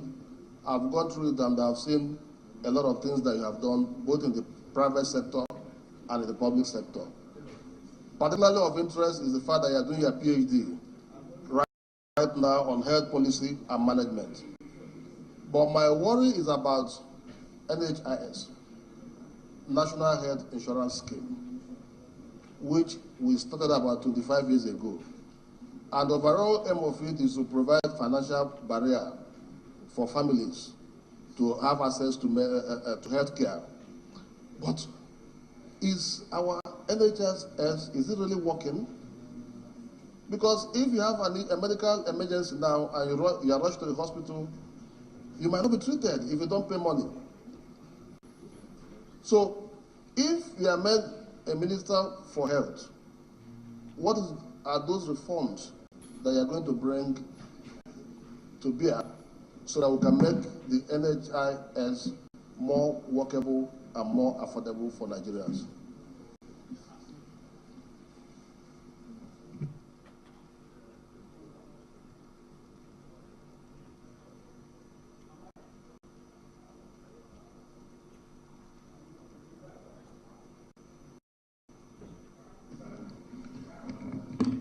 Thank you, Mr.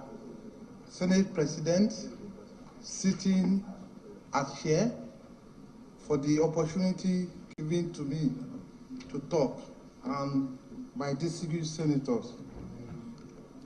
Jide Ipijagba is my name, from Ondo North Senatorial District.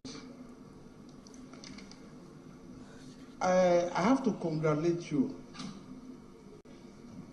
for being nominated, and at the same time, I can predict that you might find yourself in the Ministry of Health. Now, my major concern is this. I want to talk about the local content. Local content has been very, very successful in the oil and gas section. Was coming into the medical line, you can see our people selling the herb sellers. The Yoruba call these people that they sell agbo in Yoruba language. Now, when you get outside the country, you find out that they will import some materials into Nigeria, package it very well under the umbrella of food supplements. and we will be buying them. Now, how will you moderate this when you find yourself in that position, so that we can also make money from the selling of those things in Nigeria, instead of condemning them that they are not good enough, they will disturb your kidney and your liver. Meanwhile, this same thing others were living on, and you cannot compare their age, their ages with what they have today. So I want to advise or ask you, if you find yourself in that ministry, how will you encourage these people to develop that skill into where we can use of it productively in Nigeria? Secondly, this is a question to you for any purpose. Now, in the course, I can see your CV very robust. I want to ask, what has been your greatest strength in the course of carrying out all these assignments? And lastly, what has been your greatest weakness in the process of carrying out this responsibility? Thank you very much.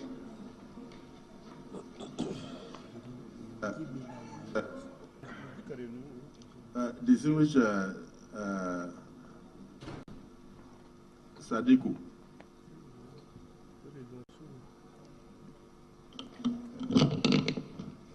Thank you, Mr. President. Distinguished colleagues, first I want to start by congratulating the nominee and also appreciate Mr. President for keep supplying us with credible nomination up to this moment. Mr. Nominee, my questions borders especially on the inadequate working tools in our hospitals. You can see also that we have not just poor services, but we have poor distribution of available workforce. And recently, in Lagos, we lost a medical doctor to an unavoidable incidents. So is this now becoming a culture in our hospitals that even the maintenance of the existing infrastructure are becoming a problem? So what are you going to profile as a medical doctor going in to contribute to the workforce of the Federal Executive Council that can make or supply the needed solution to some of these challenges? It is not just in Lagos, but because it happened to a medical doctor last week, it became a news. So I need your answer. Thank you, Mr. President.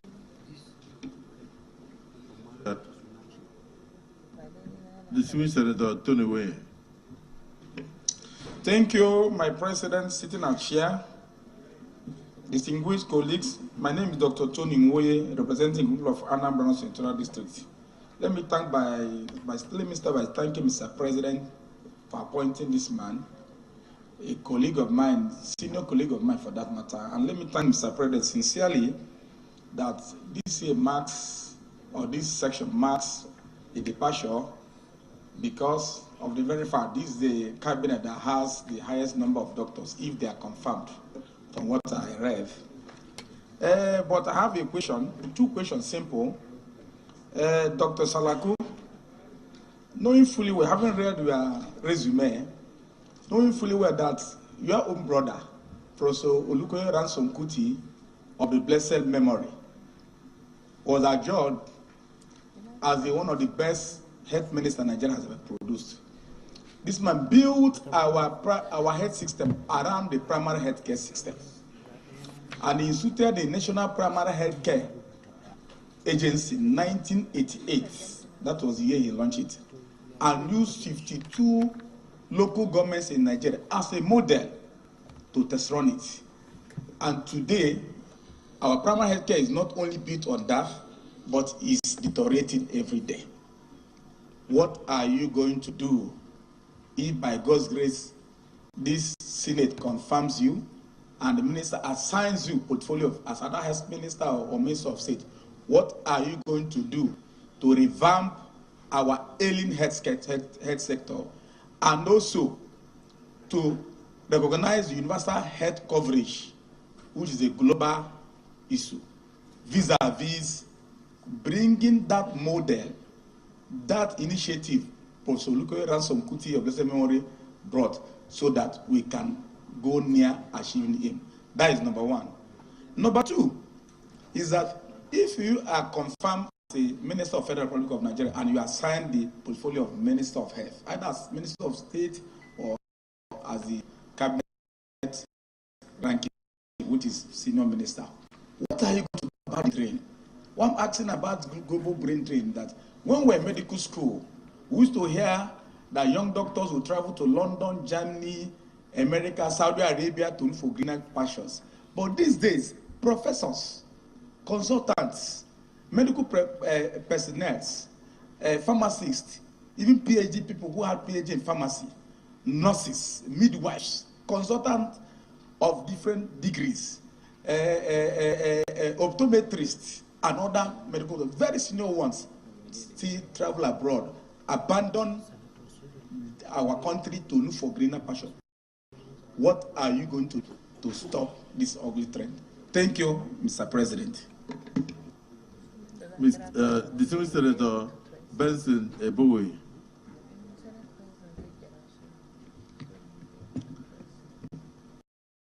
Your Excellency, the President of the Senate, my distinguished colleagues, I want to ask the nominee, looking at where I come from, I am from the place that is considered the most remotest of all the places in Nigeria, and so cut off from the events that are happening in the midstream of Nigeria. Now, we are discussing about health issues as it's relating to your resume. I want to just simply ask, I'm so disadvantaged as I am, and so displaced and mismanaged by Nigeria. In the event this Senate confirms you, will you be able to identify where I come from by way of policy and inclusiveness? Sir, where I come from, if you want to know, is just by the Atlantic Ocean. We share boundaries with America.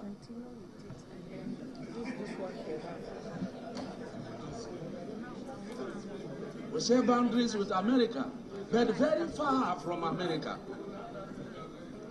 As I speak, for me to get to my village,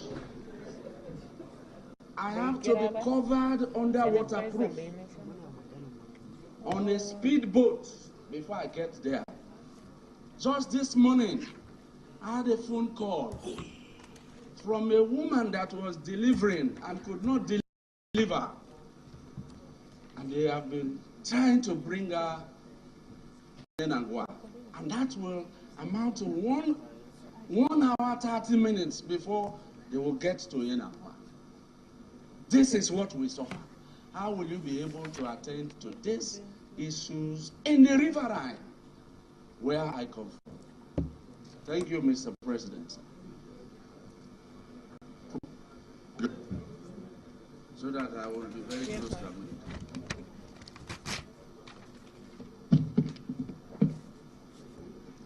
Thank you, Mr. President, sitting as a chair.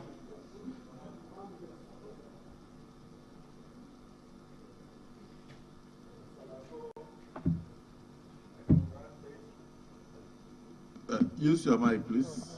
Congratulate you on the nomination by Mr. President, going by your resume. Most likely,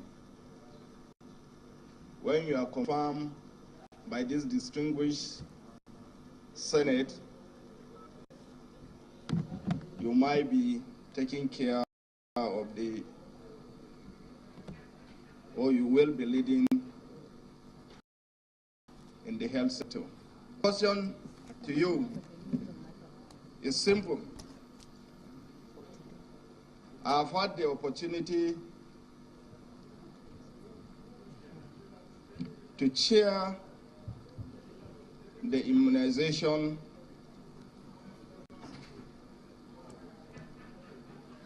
activities in my state when I was the deputy governor. And from the series of meetings I attended, the immunization coverage, especially year in, year out, despite the sensitization, especially in the north, the coverage is just a little above 6%. The southeast of this country has the highest immunization coverage.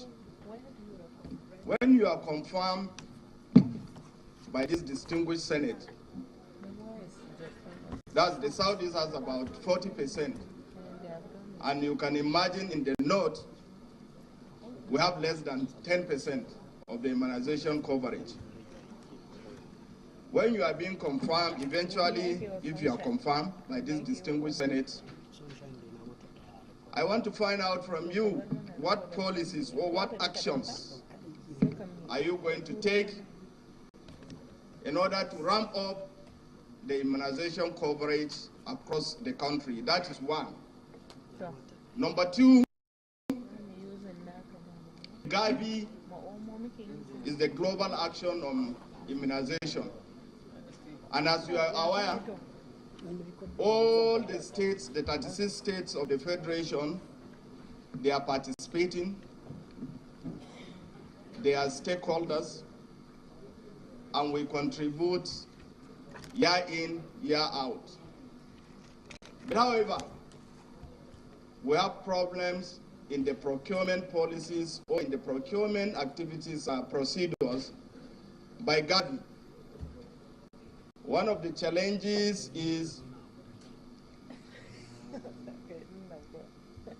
the Gavi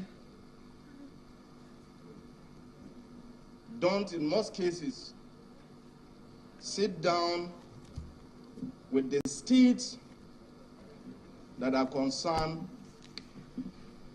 to find out exactly or what exactly they need. I give you an example. Last year, Gavi distributed some vehicles, Hiluxes and motorcycles. But to our surprise, most of these vehicles they distributed in order to help with our caregivers back across the states, they are using diesel. They are using their diesel engines. So this shows that, or what that means is, they didn't confirm with the states. So if you are confirmed, then when we had meetings with them, we complained to them. To all the states that were participating in that stakeholder meeting, complained to them. So what exactly, if you are confirmed by this distinguished Senate, what actions are you going to take to see that these are being corrected? Thank you very much.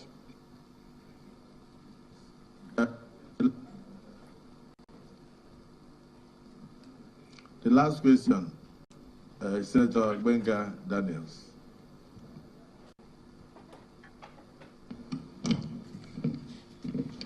Thank you, our Senate President. My distinguished colleagues, I am Otumba Engineer Daniel, representing the good people of Ogun East Senatorial District. Mine is not a long one, it's going to be very, very short. I noticed that in the course of this screening, we have spoken to probably about 4 different medical doctors, and so one is not particular which portfolio is going to come to our person. And that is why I want to provide the information that Dr. Isha Salako that we are speaking today is a very, very versatile, quite intelligent personality. In the course of working in Ogun State under my watch, he had the privilege of looking after 3 different portfolios. He was Commissioner for Health, he was Commissioner for Agriculture, he was also Commissioner for Housing. And in all of this, I want to say to my colleagues that he carried himself creditably well. We had thought that he was not going to perform when he was made Commissioner for Housing and even Agriculture, and he did exceedingly well. So I just want my colleagues to take note that in Dr. Isha Salako we have a very versatile, very hardworking, very intelligent personality who can hold his own in any portfolio that he is virtually given. Thank you very much.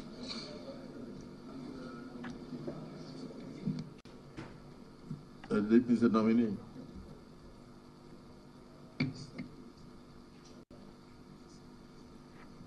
The President of the Senate, once again, thank you very much for the opportunity. The question on National Health Insurance Scheme, which is focusing on why the low coverage and what is the solution to improve the level of coverage.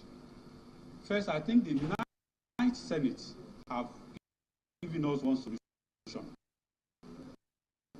by amending the insurance scheme, made it optional. If you like, subscribe. If you don't like, don't subscribe. The law has now been amended and is now compulsory for you to subscribe to the National Health Insurance Scheme. But that is not going to happen overnight. Because health,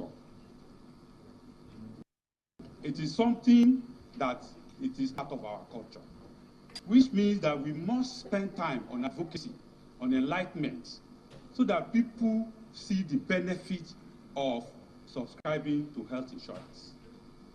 The other thing is that once they now subscribe and they're able to see, even if it's 20% that is subscribing, and the 80% can see that those 20% are doing it better than they are, that is also an incentive for increased subscription. So it's something that's going to take time, but I believe that we're on the path to improving insurance subscription in Nigeria. On the issue of local content in our healthcare system, I did mention that we have a lot to learn from other locations, but our health system must reflect our peculiarities. There's a place for alternative and complementary medicine in our health system. In Ogun State today, under the leadership of Prince Dapo Abiodun, we have the Alternative Health Board, which is to bring the alternative health practitioners into the umbrella that is regulated by government. It is important that the national body, that is the federal government, comes up with policies to encourage this and to ensure this goes down, such that alternative healthcare system is brought formally into the healthcare system of Nigeria. On my greatest strength, well, I also always believe in a team play, and I always see myself as a team player.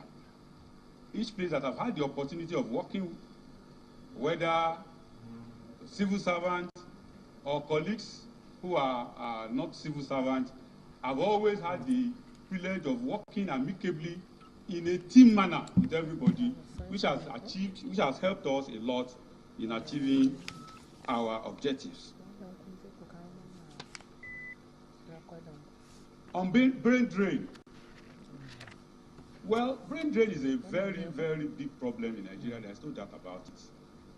Earlier on today, I was checking the WhatsApp platform of my colleagues that we graduated together from the University of Lagos in 1992. Close to 50% of us are outside Nigeria. There are 105 people on that platform, and out of that 105, 55 are outside Nigeria. That is a reflection of the level of the challenge. But high brain drain is both an economic problem and a non-economic. Each time I've always looked at it from the narrow angle of economy, that people are just traveling because they want better pay. Yes, there's nobody who doesn't want better pay.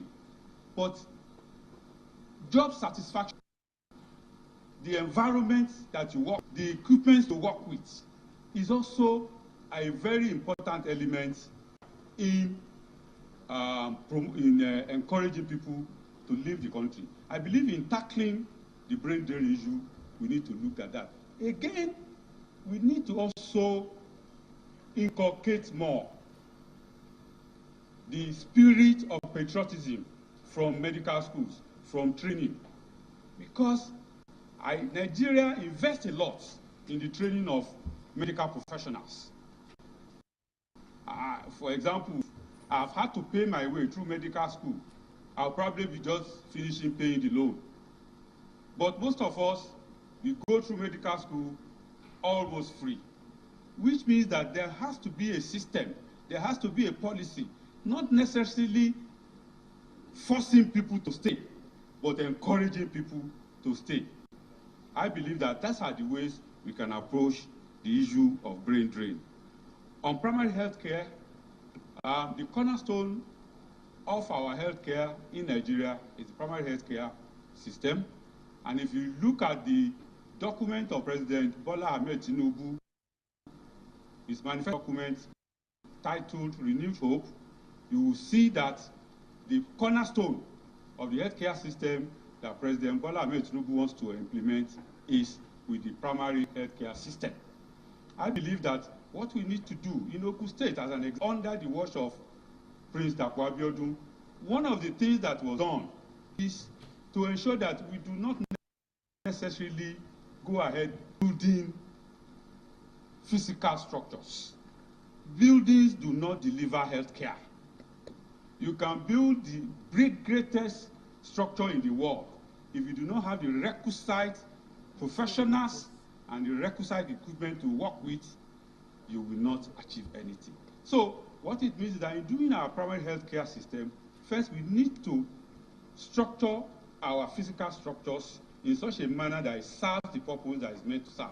And we also need to bring in a lot more personnel into the primary health care system. We need to encourage the state, we need to encourage the local government to also do that. Distinguished Senator that asked the question about the inclusion of remote areas in the health policy of Nigeria. I want to assure you that from what I've seen from the manifesto document of President Bola Ahmed Tinubu, I think there is inclusion. What is required, first is that, as a specific example of the one in labor that you spoke about, now we have what we call traditional birth attendants, who are trained to take deliveries. And they are also trained to be able to spot challenges very early. And once you spot this early, you can easily move such a patient to a more center so that there can be appropriate intervention. This will be pursued. We also have water ambulances and water transport system that can be provided to move people from such remote locations to better equipped centers. improvement in the immunization coverage, I want to observe that I believe that there is improvement, even in the north. There is improvement in the immunization coverage in Nigeria.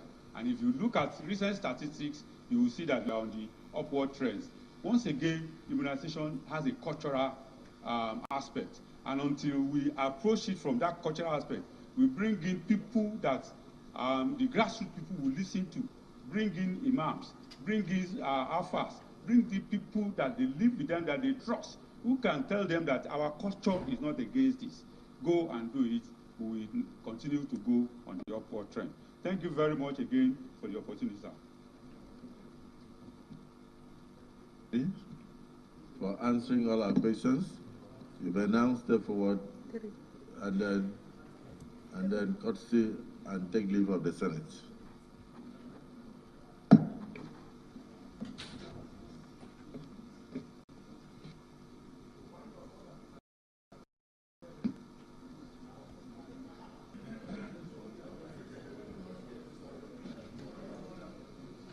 Yes. Order what?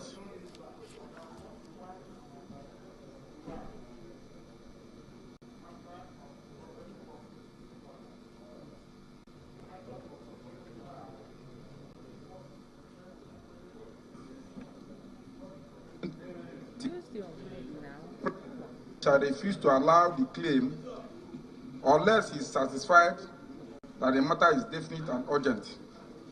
Order 51 reads thus: notice shall not be dispensed with in the case of motion or in respect of any other proceeding for which notice is required, except with the consent of the President of the Senate and the general assent of the senators present. Yep.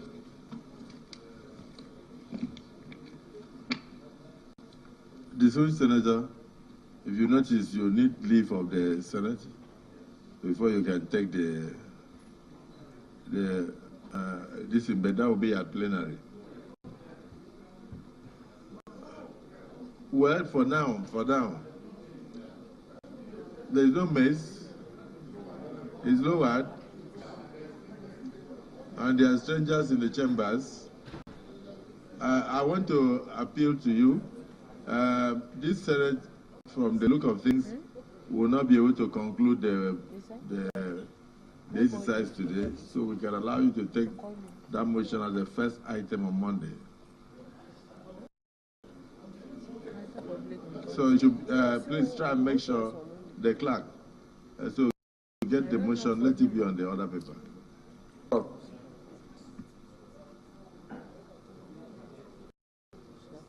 Later, for a break. We'll go and break and come back.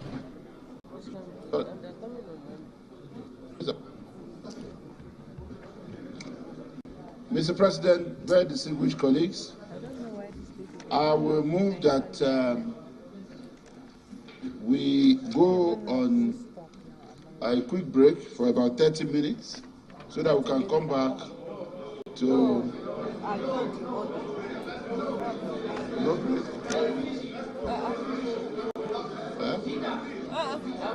People have